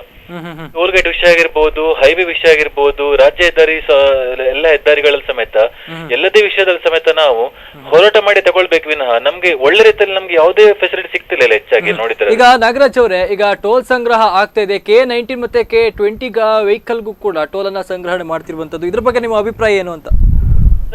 ನೋಡಿ, ನಮ್ಮ ಉಡುಪಿ K20 ಗಾಡಿಯವರಿಗೆ ನಾವು ಸುರತ್ಕಲ್ ಹೋಗಿ ಟೋಲ್ ಕೊಡ್ಲಿಕ್ಕೆ ರೆಡಿ ಇದ್ದೇವೆ, ಪರವಾಗಿಲ್ಲ. ಯಾಕಂದ್ರೆ ನಾವು ಮಂಗಳೂರಿದ್ದು ಬಾರ್ಡರ್ ಎಂಟ್ರಿ ಆಗ್ತಿದ್ದೇವೆ. ಅದೇ ನಾವು ಅದು K20 ನವರು ಅದೇ ನಾವು ಉಡುಪಿಲಿ ಹಾಕಿ ನಾವು ಕೊಡ್ಬೇಕು. ಫಸ್ಟ್ ಆಫ್ ಆಲ್ ಟೋಲ್ ಕೊಡೋ ಅಗತ್ಯ ಇಲ್ಲ. ಯಾಕಂದ್ರೆ ನಾವು ಪ್ರತಿಯೊಂದು ವಿಷಯಕ್ಕೆ ನಾವು ಟ್ಯಾಕ್ಸ್ ಕಟ್ತಿದ್ದೇವೆ. ರೋಡ್ ಟ್ಯಾಕ್ಸ್ ಕಟ್ಟೋದಾಗ್ಲಿ, ಇನ್ಶೂರೆನ್ಸ್ ಕಟ್ಟೋದಾಗ್ಲಿ, ಪ್ರತಿಯೊಂದು ನಾವು ಟ್ಯಾಕ್ಸ್ ಕಟ್ತಿದ್ದೇವೆ. ಆದ್ರೂ ಸಮೇತ ಇವರು ಟೋಲ್ ಅಂತ ಹೇಳಿ ಎಕ್ಸ್ಟ್ರಾ ಒಂದು ನಮ್ಮ ತಲೆ ಮೇಲೆ ಹಾಕಿದ್ದಾರೆ ಒಂದು ಭಾರ. ಸರಿ, ಪರವಾಗಿಲ್ಲ, ಅದ್ರಲ್ಲಿ ಸಮೇತ ಒಂದು ಕನ್ಸೆಷನ್ ಮಾಡ್ಲಿ ಅಲ್ಲ. ಈಗ K20 ಹೇಳಿದ್ರೆ ಇದರಿಂದ ಎಷ್ಟು ಜನರಿಗೆ ತೊಂದರೆ ಆಗ್ತದೆ? ಆಟೋ ರಿಕ್ಷಾದವರಿಗೆ ತೊಂದರೆ ಆಗ್ತದೆ, ಲೋಕಲ್ ಗಾಡಿ ಬೈಕ್ನವರಿಗೆ ತೊಂದರೆ ಆಗ್ತದೆ, ಕಾರ್ನವರಿಗೆ ತೊಂದರೆ ಆಗ್ತದೆ, ಬಸ್ ಇದು ಟಿಕೆಟ್ ದರ ಹೆಚ್ಚುವ ಚಾನ್ಸಸ್ ಇರ್ತದೆ ಇದರಲ್ಲಿ. ಮತ್ತೆ ಲಾರಿ ಅವರದ್ದು ಆ ಟ್ಯಾಕ್ಸ್ ಈ ಟ್ಯಾಕ್ಸ್ ಅದರೊಟ್ಟಿ ಟೋಲ್ ಟ್ಯಾಕ್ಸ್ ಆಡ್ ಮಾಡಿ ಇದು ಮುಂದೆ ಆಕ್ಚುಲಿ ಉಂಟಲ್ಲ, ಇದು ಪ್ರತಿಯೊಂದು ಈಗ ಯಾವುದೇ ಒಂದು ಸರಬರಾಜು ಆಗ್ಲಿ, ಮೀನಿನ ಸರಬರಾಜು ಆಗ್ಲಿ, ವೆಜಿಟೇಬಲ್ಸ್ ಆಗ್ಲಿ, ಪ್ರತಿಯೊಂದು ಎಂಟ್ರಿ ಆಗುವಾಗ ಉಂಟಲ್ಲ, ಈ ಟೋಲ್ ಸಂಗ್ರಹಣೆಯಿಂದಾಗಿ ಅದರ ಭಾರ ಉಂಟಲ್ಲ ಸಾಮಾನ್ಯ ಜನರ ಮೇಲೆ ಬೀಳುವಂತ ಒಂದು ಚಾನ್ಸಸ್ ಇದೆ. ಹೆಚ್ಚಾಗಿ ಆಟೋ ರಿಕ್ಷಾದವರಾಗ್ಲಿ, ಗಾಡಿಯವರಾಗ್ಲಿ, ಪ್ರತಿಯೊಂದು ವಿಷಯಕ್ಕೂ ಅವರು ಹೆಚ್ಚಾಗಿ ಲೋಕಲ್ ಅಥಾರಿಟಿ ಸರೌಂಡಿಂಗ್ ತಿರುಗ್ತಿರ್ತಾರೆ. ಸೊ ಇಂಥವ್ರ ಮೇಲೆ ಉಂಟಲ್ಲ ಇದು ಹೆಚ್ಚಾಗಿ ಇದು ಪ್ರೆಷರ್ ಬೀಳೋ ಚಾನ್ಸ್ ಉಂಟು. ಉದಾಹರಣೆಗೆ ಇವತ್ತೇ ನಂಗೆ ಅಲ್ಲಿ ಆನೆಗುಡ್ಡ ಹೋಗ್ಲಿಕ್ಕಿತ್ತು, 65 ರೂಪೀಸ್ ನಾನು ಕೊಟ್ಟು ಹೋಗಿದ್ದೇನೆ. ಕೆಲಸ ಮೇಲೆ ಹೋಗ್ಲಿಕ್ಕೆ ಇರ್ತದೆ ನಂಗೆ. ಸೊ ನಾನು ದಿನ 65 ರೂಪಾಯಿ ಇದೀಗೋಸ್ಕರ ಕೊಡ್ಲಿ ಆಗ್ತದೆ ನನ್ಗೆ. ಪಾಕೆಟ್ ಮನೇಲಿ ನಾನು 65 ರೂಪೀಸ್ ಇಡ್ಬೇ ಆಗ್ತದ ಇದೇ ವಿಷಯದಲ್ಲಿ ಇಟ್ಕೊಂಡು. ಸರ್, ಇದು ಉಂಟಲ್ಲ, ಇದು ನಾವು ಇಲ್ಲಿ ಒಂದೇ ಸಂಘಟನೆ ಮಾತಾಡುವಂತಲ್ಲ. ಈಗ 50 ಅವರಿಗಲ್ಲಿ ಮಹನೀಯರು ಕುತ್ಕೊಂಡಿದ್ದಾರೆ. ಸೊ ಖಂಡಿತವಾಗಿ ಇದು ಅವರ ಪ್ರತಿಭಟನೆ ಅಲ್ಲ, ಇದು ಜನರ ಪ್ರತಿಭಟನೆ. ಇದು ಇದಕ್ಕೆ ಖಂಡಿತವಾಗಿ ಎಲ್ಲರೂ ಸಪೋರ್ಟ್ ಕೊಡ್ಲೇಬೇಕು. ಅದು ಅಮಾನ ಉಪವಾಸ ಆಗಿರ್ಲಿ, ಇಲ್ಲ ಅಲ್ಲಿ ಕುತ್ಕೊಂಡು ಬೇಕಾದ್ರೆ ಪ್ರತಿಭಟನೆ ಮಾಡಲ್ಲ. ನಾನು ಇವತ್ತು ತುಳುದಕ್ಷಿಣ ವೇದಿಕೆ ನಾನು ನಾಗರಿಕ ಮಾತಾಡ್ತಿದ್ದೇನೆ. ನಾನು ಅಲ್ಲಿ ಇವತ್ತು ಕುತ್ಕೊಂಡು ಪ್ರತಿಭಟನೆ ಮಾಡಿ ರೆಡಿ ಇದ್ದೇನೆ ಕುತ್ಕೊಂಡಲ್ಲಿ. ಹಾಗೆ ಇವರೆಲ್ಲರೂ ಸಮೇತ ಇವ್ರು ಸಪೋರ್ಟ್ ಪ್ರತಿಭಟನೆ ಮಾಡೋದ್ರೆ ನಾವು ಸಮೇತ ಅದ್ರಲ್ಲಿ ಜಾಯ್ನ್ ಆಗ್ತೇವೆ. ಯಾಕಂದ್ರೆ ಇದು ಒಬ್ಬರ ಸಮಸ್ಯೆ ಅಲ್ಲ, ಇದು ಇಡೀ ಊರಿನವರ ಸಮಸ್ಯೆ. ಇದಕ್ಕೆ ಇದು ಖಂಡಿತವಾಗಿ ಪ್ರತಿಭಟನೆ ಮಾಡ್ಲೇಬೇಕು. ಯಾಕಂದ್ರೆ ಪ್ರತಿಭಟನೆ ಮಾಡ್ಲಿಕ್ಕೆ ನಮ್ಗೆ ಬೇಜಾರಾಗ್ತದೆ. ಯಾಕಂದ್ರೆ ಪ್ರತಿಯೊಂದು ವಿಷಯಕ್ಕೆ ನಾವು ಪ್ರತಿಭಟನೆ ಮಾಡ್ಬೇಕಾಗಿದೆ ಇಲ್ಲ ಅಂತ ಹೇಳಿ. ಆದ್ರೂ ಸಮೇತ ಈಗೇನ್ ಮಾಡಿದ್ ಪರಿಸ್ಥಿತಿ ಆ ತರ ಬಂದ್ಬಿದ್ದೆ. ಆಕ್ಚುಲಿ ನಾನಿದು ಸ್ಟೇಟ್ ಗವರ್ಮೆಂಟ್ ಆಗಲಿ ಸೆಂಟ್ರಲ್ ಗವರ್ಮೆಂಟ್ ಆಗಿ ಹೇಳಿ ಹೋಗ್ತಿಲ್ಲ. ಬಟ್ ಅವ್ರು ಈ ತರದೆಲ್ಲ ಮಾಡುವಾಗ ಉಂಟಲ್ಲ, ಯೋಚನೆ ಮಾಡ್ಬೇಕು. ಸುರತ್ಕಲ್ ಟೋಲ್ ಗೇಟ್ ಬಗ್ಗೆ ಎಷ್ಟು ಟೈಮ್ ಇಂದ ಗಲಾಟೆ ಮಾಡ್ತಿದ್ದಾರೆ ಅವರಲ್ಲಿ. ಆದ್ರೂ ಅವರಲ್ಲಿ ಟೋಲ್ ಗೇಟ್ ಸಂಘಟನೆ ಮಾಡ್ತಿದ್ದಾರೆ. ಏನಾಗತ್ತೆ ಉಂಟು ಅವರಿಗೆ? ಅಲ್ಲಿ ಅವ್ರು ಜನ ಇಟ್ಕೊಂಡು ಅವರು ಗಲಾಟೆ ಮಾಡ್ತಿದ್ದಾರೆ. ಇವತ್ತು ನಾನು ಹಾಗೆ ಅಲ್ಲಿ ಮಾತಾಗುವಾಗ he is not related to that toll. Actually ಈ someone else actually from outside person. Actually ಅವನ ಅನ್ನೊಟ್ಟಿಗೆ ಗಲಾಟೆ ಮಾಡ್ತಿದ್ದಾನೆ. ಆಕ್ಚುಲಿ ಎಷ್ಟು ಸರಿ? ಹಾಗಾದ್ರೆ ಗುಂಡಗಳನ್ನ ಇಟ್ಕೊಂಡು ಇವ್ರು ಕೆಲಸ ಮಾಡ್ತಿರುವಾಗ ಪೊಲೀಸ್ ಪ್ರೊಟೆಕ್ಷನ್ ಯಾಕೆ ತಗೊಳ್ಬೇಕಾದ್ರೆ ನಿಂತ್ಕೊಂಡಲ್ಲಿ ಅಲ್ಲಿ 50 ಜನ ಪೊಲೀಸರ ಯಾಕೆ ಕುತ್ಕೊಳ್ಬೇಕು? ಶಾಸನದಲ್ಲಿ ಹಾಗೆ ಇವತ್ತಲ್ಲಿ ಇನ್ನೊಂದ್ ಕಡೆ ಸಮೇತ ಸ್ಟ್ರೈಕ್ ಮಾಡುವ ಅವರನ್ನೆಲ್ಲ ಪೊಲೀಸ್ ಒಳ ಹಾಕಿ ತಗೊಂಡು ಹೋಗಿದ್ದಾರಂತೆ. ಯಾಕೆ ಹಾಗೆ ಮಾಡ್ಬೇಕು? ಹಾಗಾದ್ರೆ ಜನರಿಗೆ ಕ್ವಶನ್ ಕೇಳೋರೆ ಇದೇ ರೈಟ್ಸ್ ಅಲ್ವಾ? ಹಾಗಾದ್ರೆ ಪ್ರತಿಯೊಂದು ರೂಲ್ಸ್ ರೆಗ್ಯುಲೇಷನ್ ನಮ್ಮ ಊರಲ್ಲಿ ಆಗ್ಬೇಕು. ಹಾಗಾದ್ರೆ ನಾವು ಹಾಗಾದ್ರೆ ಏನೇ ಮಾಡ್ಲಿಕ್ಕೆ ಹೋದ್ರು ನಮ್ಮ ಮೇಲೆ FIR ಹಾಕ್ತಾರೆ, ನಮ್ಮ ಮೇಲೆ ಕೇಸ್ ಹಾಕ್ತಾರೆ. ಹಾಗಾದ್ರೆ ನಮ್ಮ ಊರಿನವರಿಗೆ ಯಾವುದೇ ಕೇಳೋ ರೈಟ್ಸ್ ಅಲ್ವಾ? ಹಾಗಾದ್ರೆ ಸರ್, ಇದು ಉಂಟಲ್ಲ, ಇದು ನಮ್ಮ ಊರಿನವರ ಸಮಸ್ಯೆ. ಆಕ್ಚುಲಿ ನಾವು ಇಲ್ಲಿ ಎಲ್ಲದಕ್ಕೂ ಉಂಟಲ್ಲ ಶಾಂತ ರೀತಿಯಲ್ಲಿ ನಾವು ಹೋಗ್ತಿದ್ದೇವೆ. ಅದೇ ನಮ್ಮ ತಪ್ಪು. ಆಕ್ಚುಲಿ ಬೇರೆ ನಮ್ಮ ಉತ್ತರ ಕನ್ನಡ ಆಗ್ಲಿ, ಬ್ಯಾಂಗ್ಳೂರ್ ಸೈಡ್ ಆಗಿರ್ಲಿ, ಒಂದು ಸಮಸ್ಯೆ ಬಂದ್ರೆ 100 ಜನ ಒಟ್ಟಾಗಿ ಗಲಾಟೆ ಮಾಡ್ತಾರೆ. ಕಬ್ಬಿನ ಸಮಸ್ಯೆ ಬಂದಾಗ ಅಲ್ಲಿ 10,000 ಜನ ಒಟ್ಟಾಗಿ ಬ್ಯಾಂಗ್ಳೂರಲ್ಲಿ ಹೋಗಿ ಗಲಾಟೆ ಮಾಡ್ತಾರೆ. ಅದೇ ನಮ್ಮ ಇಲ್ಲಿ ಮೀನುಗಾರರಿಗೆ ಅವರಲ್ಲಿ ಗೋವಾಕ್ಕೆ ಮೀನು ಸಪ್ಲೈ ಮಾಡ್ಲಿಕ್ಕೆ ಅಲ್ಲಿ ಬಂದ್ ಮಾಡಿದಾರಂತೆ. ಎಷ್ಟು ಗಲಾಟೆ ಆಗಿದೆ ಸರ್? ಎಷ್ಟು ಎಫೆಕ್ಟಿವ್ ಆಗ್ತುಂಟು? ಯಾಕಂದ್ರೆ ಇದು ಇಲ್ಲಿ ಜನರು ಆಕ್ಚುಲಿ ನಾವು ಪ್ರತಿಯೊಂದು ಉಂಟಲ್ಲ ಶಾಂತ ರೀತಿಯಲ್ಲಿ ಪ್ರತಿಯೊಂದು ಮಾಡಿಯೇ ನಮ್ಗೆ ಈ ಸಮಸ್ಯೆ ಬರ್ತಾ ಉಂಟು. ಎಲ್ಲರೂ ಒಟ್ಟಾಗಿ ಸೀದಾ ಬ್ಯಾಂಗ್ಳೂರ್ ಹೋಗಿ ನಿಂತ್ಕೊಂಡ್ರೆ ಯಾಕೆ ಕೆಲಸ ಆಗುದಿಲ್ಲ ನಮ್ದು? ಓಕೆ ನಾಗರಾಜ್ ಅವರೇ, ಸ್ಪಂದನ ವಾಹಿನಿಗೆ ಕರೆ ಮಾಡೋದಕ್ಕೆ ಧನ್ಯವಾದ. ಎಸ್, ಈಗಾಗಲೇ ಲಾಸ್ಟ್ ಕಾಲರ್ ನಾಗರಾಜ್ ಅವರು ಹೇಳುವ ಪ್ರಕಾರ ಸಾಕಷ್ಟು ಸಮಸ್ಯೆಗಳಾಗ್ತಾ ಇದೆ. ಬೇರೆ ಕಡೆ ಹೋದ್ರೆ ಅವರು ವಿಧಾನಸೌಧಕ್ಕೆ ಹೋಗಿ ಮುತ್ತಿಗೆಯನ್ನ ಹಾಕ್ತಾರೆ, ನೇರವಾಗಿ ಮುಖ್ಯಮಂತ್ರಿಯ ಕಚೇರಿಗೆ ಹೋಗಿ ಮುತ್ತಿಗೆ ಹಾಕ್ತಾ ಇರುವಂತದ್ದು. ಇನ್ನು ದಕ್ಷಿಣ ಕನ್ನಡಕ್ಕೆ ತಗೊಂಡ್ರೆ ಬುದ್ಧಿವಂತರ ಜಿಲ್ಲೆ ಅಂತ ಹೇಳ್ತಾರೆ. ನಾವು ಸಾಕಷ್ಟು ಶಾಂತಿ ಪ್ರಿಯರು, ಹಾಗಾಗಿರೋದ್ರಿಂದ ಶಾಂತಿಯಾಗಿ ನಾವು ನಾರ್ಮಲ್ ಆಗಿ ಪ್ರತಿಭಟನೆಯನ್ನ ಮಾಡ್ತಾ ಇರುವಂಥದ್ದು. ಇದು ಅಧಿಕಾರಿಗಳ ನಿರ್ಲಕ್ಷ್ಯಕ್ಕೆ ಕಾರಣವಾಗಿದೆ ಈ ಪ್ರತಿಭಟನೆಗಳು ಅಂತ. ನೋಡಿ, ಇವರು ಜನರ ಮೇಲೆ ಸವಾರಿ ಮಾಡುವಂಥದ್ದು. ಈಗ ಜಿಲ್ಲಾಧಿಕಾರಿ ಆಗಲಿ, ಪೊಲೀಸ್ ಅಧಿಕಾರಿಗೆಲ್ಲ ಬೇಕಾದ್ರೆ ಆಗಲಿ, ನೋಡಿ ಇವತ್ತು ಅವರು ಮಾಡುವಂಥದ್ದು ನಮ್ಮನ್ನು ಟೋಲ್ ಹತ್ತಿರ ಹೋಗ್ಲಿಕ್ಕೆ ಬಿಡುವುದಿಲ್ಲ ಪೊಲೀಸ್ ಇಲಾಖೆ. ನಾವು ಹೋರಾಟಗಾರರನ್ನು ಹತ್ತಿರ ಹೋಗ್ಲಿಕ್ಕೆ ಬಿಡುವುದಿಲ್ಲ. ಒಂದು. ಎರಡನೇ ಏನಂತ ಹೇಳಿದೆ, ಜಿಲ್ಲಾಧಿಕಾರಿ ಅವರೊಂದು ಸಭೆ ಕರಿಬೇಕಿತ್ತು. ನಾವು ಹೋರಾಟ ಸಮಿತಿಯವರಿದ್ದೆ, ನಾವು ಸಭೆ ಕರೆದು ನಮಗೆ ಒಂದು ಮೀಟಿಂಗ್ ಎಲ್ಲ ಮಾಡಿ ತೀರ್ಮಾನ ಮಾಡಿ ಅವ್ರ ಕೈಗೊಳ್ಳಬೇಕಿತ್ತು. ಇದು ಏನಿಲ್ಲ. ನೋಡಿ, ಅವರಿಗೆ ಮತ್ತೊಂದು ಇತ್ತು, ಏನಂತ ಹೇಳಿದ್ರೆ ಪರಿಶೀಲನೆ ಮಾಡಬೇಕು. ಈ ನವಯುಗ ಕಂಪನಿಯವರು ಏನೆಲ್ಲ ಕೆಲಸ ಮಾಡಿದ್ದಾರೆ, ಏನೆಲ್ಲ ಕಾಮಗಾರಿ ಮಾಡಿದ್ದಾರೆ, ಅದನ್ನು ಪರಿಶೀಲನೆ ಮಾಡಿ ಸರ್ಕಾರಕ್ಕೆ ವರದಿ ಕೊಡಬೇಕು. ಈ ತರ ಇವರು ಕೆಲಸ ಮಾಡಿದ್ದಾರೆ, ಇಲ್ಲಿ ಜನರು ಈ ತರ ಹೇಳ್ತಾ ಇದ್ದಾರೆ, ಜನರು ಸರ್ವಿಸ್ ರೋಡ್ ಆಗಿಲ್ಲ, ಯಜಮಾಡಿಗೆ ಒಂದೇ ಜಾಗದಲ್ಲಿ 2 ಟೋಲ್ ಹಾಕಿದ್ದಾರೆ. ಈ ದೇಶದಲ್ಲಿ ಇಲ್ಲ, ಒಂದು ಜಾಗದಲ್ಲಿ 2 ಟೋಲ್ ದೇಶದಲ್ಲಿ ಇಲ್ಲ. ಒಂದು ರೀತಿಯಾಗಿ ನವಯುಗ ಕಂಪನಿಯವರು ಹಗಲು ದರೋಡೆ ಮಾಡ್ತಾ ಇದ್ದಾರೆ. ಪಕ್ಕ ಇದು ಖಂಡಿತ. ಇದು ನೋಡಿ, ಇವತ್ತು ಯಜಮಾಡಿಯಲ್ಲಿ ಹಾಕಿದ್ದಾರೆ, ನಾಳೆ ಪಡುಬಿದ್ರಿ ಒಳಗೆ ಹೋಗಿ ಹಾಕ್ತಾರೆ, ನಾಳೆ ಉದ್ಯಾವರ ಹಾಕ್ತಾರೆ, ಕಾಪ ಹಾಕ್ತಾರೆ. ಈ ತರ ಎಲ್ಲಾ ಕಡೆ ಅವರು ಟೋಲ್ ಹಾಕುವಂತ ಪ್ಲಾನ್ ಮಾಡಿದ್ದಾರೆ. ಇದಕ್ಕೆ ಜಿಲ್ಲಾಧಿಕಾರಿ ಅವರು ಇದು ಅನುವು ಮಾಡಿಕೊಟ್ಟಿದ್ದಾರೆ ಅವರಿಗೆ, ಇದೊಂದು ಅವಕಾಶ ಅವರಿಗೆ. ನೋಡಿ, ಕೆಲಸವೇ ಆಗಿಲ್ಲ, ಎಲ್ಲಿಯೂ ಕೆಲಸ ಆಗಿಲ್ಲ, ಅವರದ್ದು ರೋಡ್ ಇಲ್ಲ. ಏನಂದ್ರೆ ಅವರು ರೋಡ್ ನೋಡಿ, ಒಂದೊಂದು ಕಡೆ ಟೋಲ್ ಗೇಟ್ ಅಂದ್ರೆ ಎಕ್ಸ್ಪ್ರೆಸ್ ಹೈವೇ ಇರಬೇಕು. ಎಕ್ಸ್ಪ್ರೆಸ್ ಹೈ ನೀವು ನೋಡಿ, ಮಂಗಳೂರಿಗೆ ಹೋಗುವಾಗ ನೋಡಿ, ಯಾಕೆ ಮೊದಲಿತ್ತು ಅದೇ ತರ ತಿರುಗಿಸಿಕೊಂಡು ಹೋಗಿದ್ದಾರೆ. ಎಲ್ಲಿ ಲೈಟ್ ಕಂಬ ಎಲ್ಲ ಇದೆಯಲ್ಲ, ಆ ಲೈಟ್ ಕಂಬ ರೋಡಲ್ಲಿ ಇದ್ರೆ ರೋಡಲ್ಲಿ ಅದು ತೆಗೆಯುವಂತ ಕೆಲಸ ಇಲ್ಲ ಅವ್ರದ್ದು. ಮೊದಲಿದ್ದು ಅಲ್ಲಿ ಮರ ಇದ್ರೆ ಅಲ್ಲಿ ಅಂತ ಒಂದು ರೋಡ್ ಮಾಡಿದ್ದಾರೆ. ಅದಲ್ಲದೆ ನೋಡಿ, ಈಗ ಟೋಲ್ ಅಲ್ಲಿ ಒಂದು ಲೈಟ್ ಹಾಕೋದಿಲ್ಲ ಅವರು, 0 ಬಲ್ಬ್ ಹಾಕ್ತಾ ಇರ್ತಾರೆ. ಎಲೆಜನ್ ಲೈಟ್ ಅಲ್ಲಿ ಹಾಕಿಟ್ಟಿದ್ದಾರೆ, ಅದು ಯಾವುದು ಹಾಕೋದಿಲ್ಲ. ಒಂದು. ಎರಡನೇ ನೋಡಿ, ಅವರದ್ದು ಬೇರೆಲ್ಲ ಟಾಯ್ಲೆಟ್ ಸಮಸ್ಯೆ ಇದೆ, ಆಂಬುಲೆನ್ಸ್ ಇಲ್ಲ, ಮತ್ತೆ ಸ್ಕ್ರೈನ್ ಇಲ್ಲ.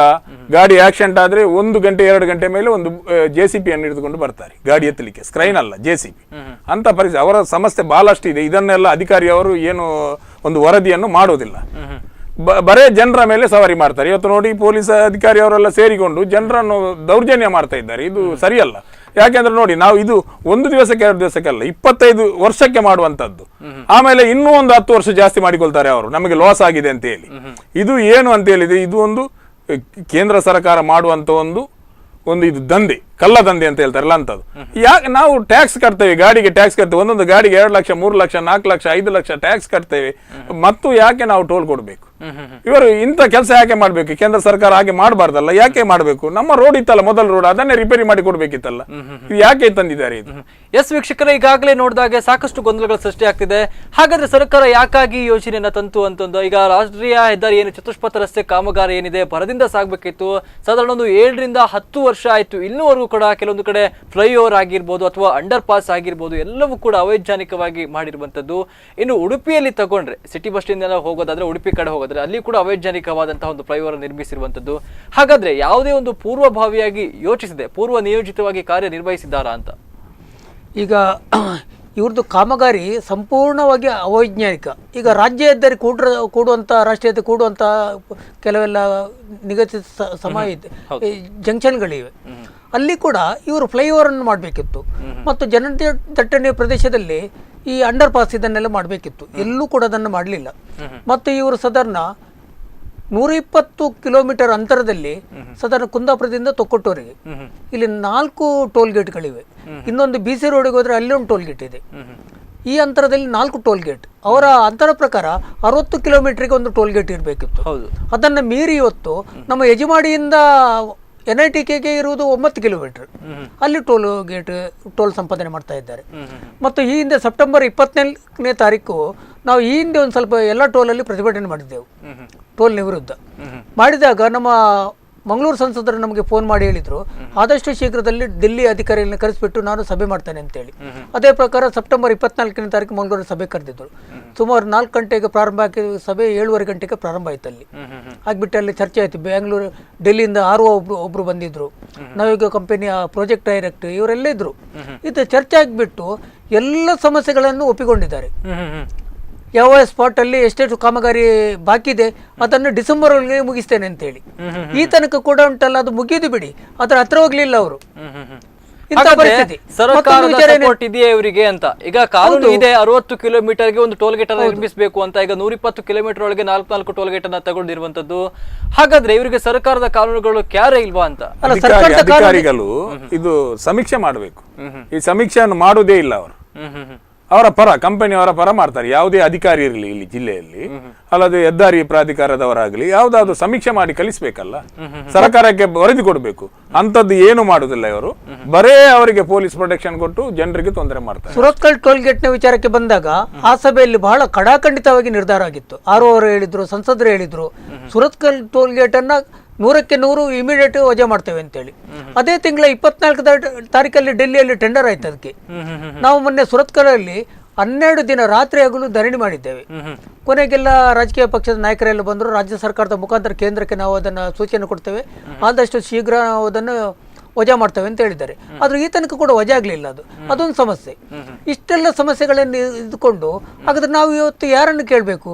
ನಿಗದಿತ ಸಮಯದಲ್ಲಿ 3 ವರ್ಷದಲ್ಲಿ ಅವರು ಅದನ್ನು ಈ ಕಾಮಗಾರಿಯನ್ನು ಪೂರ್ತಿಗೊಳಿಸಬೇಕಿತ್ತು, ಅದನ್ನು ಮಾಡಿಲ್ಲ. ಮಾಡದಿದ್ರೆ ಕಾನೂನು ಚೌಕಟ್ಟೊಳಗೆ ಅವರನ್ನು ಕಪ್ಪು ಪಟ್ಟಿಗೆ ಸೇರಿಸಬೇಕು ಮತ್ತು ಅವರಿಗೆ ದಂಡ ವಿಧಿಸ್ತಕ್ಕಂಥ ಒಂದು ಕಾನೂನು ಕೂಡ ಇವರ ಒಂದು ಇದರಲ್ಲಿ ಉಂಟು, ನೀಲನಕ್ಷೆಯಲ್ಲಿ ಉಂಟು. ಅದನ್ನು ಕೂಡ ಮಾಡಿಲ್ಲ. ಇದನ್ನು ವರದಿ ಕೊಡುವವರು ಯಾರು? ನಾವು ಹೋಗಿ ಈಗ ಸಾರ್ವಜನಿಕರು ಹೋಗಿ ಸಂಸತ್ತಲ್ಲಿ ಮಾತಾಡ್ಲಿಕ್ಕೆ ಆಗ್ತದ? ನಾವು ಹೋಗಿ ಇಲ್ಲಿ ವಿಧಾನ ಶಾಸಕರ ಸಭೆಯಲ್ಲಿ ಮಾತಾಡ್ಲಿಕ್ಕೆ ಆಗ್ತದ? ನಮ್ಮನ್ನು ಪ್ರತಿನಿಧಿಸುವವರು ಸಾರ್ವಜನಿಕರ ಪರವಾಗಿ ನಮ್ಮನ್ನು ಮತ ಪಡೆದವರು ಅಲ್ಲಿ ಧ್ವನಿ ಎಬ್ಬಿಸಬೇಕು ನಮ್ಮ ಪರವಾಗಿ. ಅದನ್ನು ಕೂಡ ಇವರು ಮಾಡ್ತಾ ಇಲ್ಲ ಅಂತ ಹೇಳಿದ್ರೆ ಅವರು ಹಾಗಾದ್ರೆ ನಾವು ಈಗ ಯಾರನ್ನು ಕೇಳಬೇಕಾಗಿದ್ರೆ? ನಾವು ಈಗ ಬಲಾತ್ಕಾರವಾಗಿ ಪ್ರತಿಭಟನೆ ಮಾಡಿದ್ರೆ ನಮ್ಮ ಮೇಲೆ ಪೊಲೀಸ್ ದಬ್ಬಾಳಿಕೆ ಮಾಡ್ತಾರೆ, ನಾಳೆ ಕೇಸ್ ದಾಖಲು ಮಾಡ್ತಾರೆ, ನಮ್ಮನ್ನು ಜೈಲಿಗೆ ಅಟ್ತಾರೆ. ಹಾಗಾದ್ರೆ ಇದನ್ನೆಲ್ಲ ಕೇಳುವವರು ಯಾರು? ಪ್ರಜಾಪ್ರಭುತ್ವ ವ್ಯವಸ್ಥೆಯಲ್ಲಿ ಇದಕ್ಕೆಲ್ಲ ಬೆಲೆನೇ ಇಲ್ವಾ? ಎಸ್ ಸರ್, ನಿಮ್ ಜೊತೆ ಇನ್ನಷ್ಟು ಮಾತಾಡ್ತೇನೆ. ಎಸ್ ವೀಕ್ಷಕರೇ, ನೀವು ಕೂಡ ಕಾರ್ಯಕ್ರಮವನ್ನ ನೋಡ್ತಾ ಇದ್ದೀರಾ. ಪ್ರೆಸೆಂಟ್ ಆಗಿ ಏನಾಗ್ತಿದೆ ಅಂತ ಹೇಳಿದ್ರೆ KN-19 ಮತ್ತೆ KA-20 ಗಾಡಿಗಳಿಗೂ ಕೂಡ ಟೋಲ್ ಅನ್ನ ಕಲೆಕ್ಟ್ ಮಾಡ್ಲಿಕ್ಕೆ ಮುಂದಾಗಿರುವಂತದ್ದು. ಇದ್ರ ಬಗ್ಗೆ ಇನ್ನಷ್ಟು ಮಾತಾಡ್ತೇನೆ. ಅದಕ್ಕೂ ನಾನು ಸ್ಮಾಲ್ ಬ್ರೇಕ್.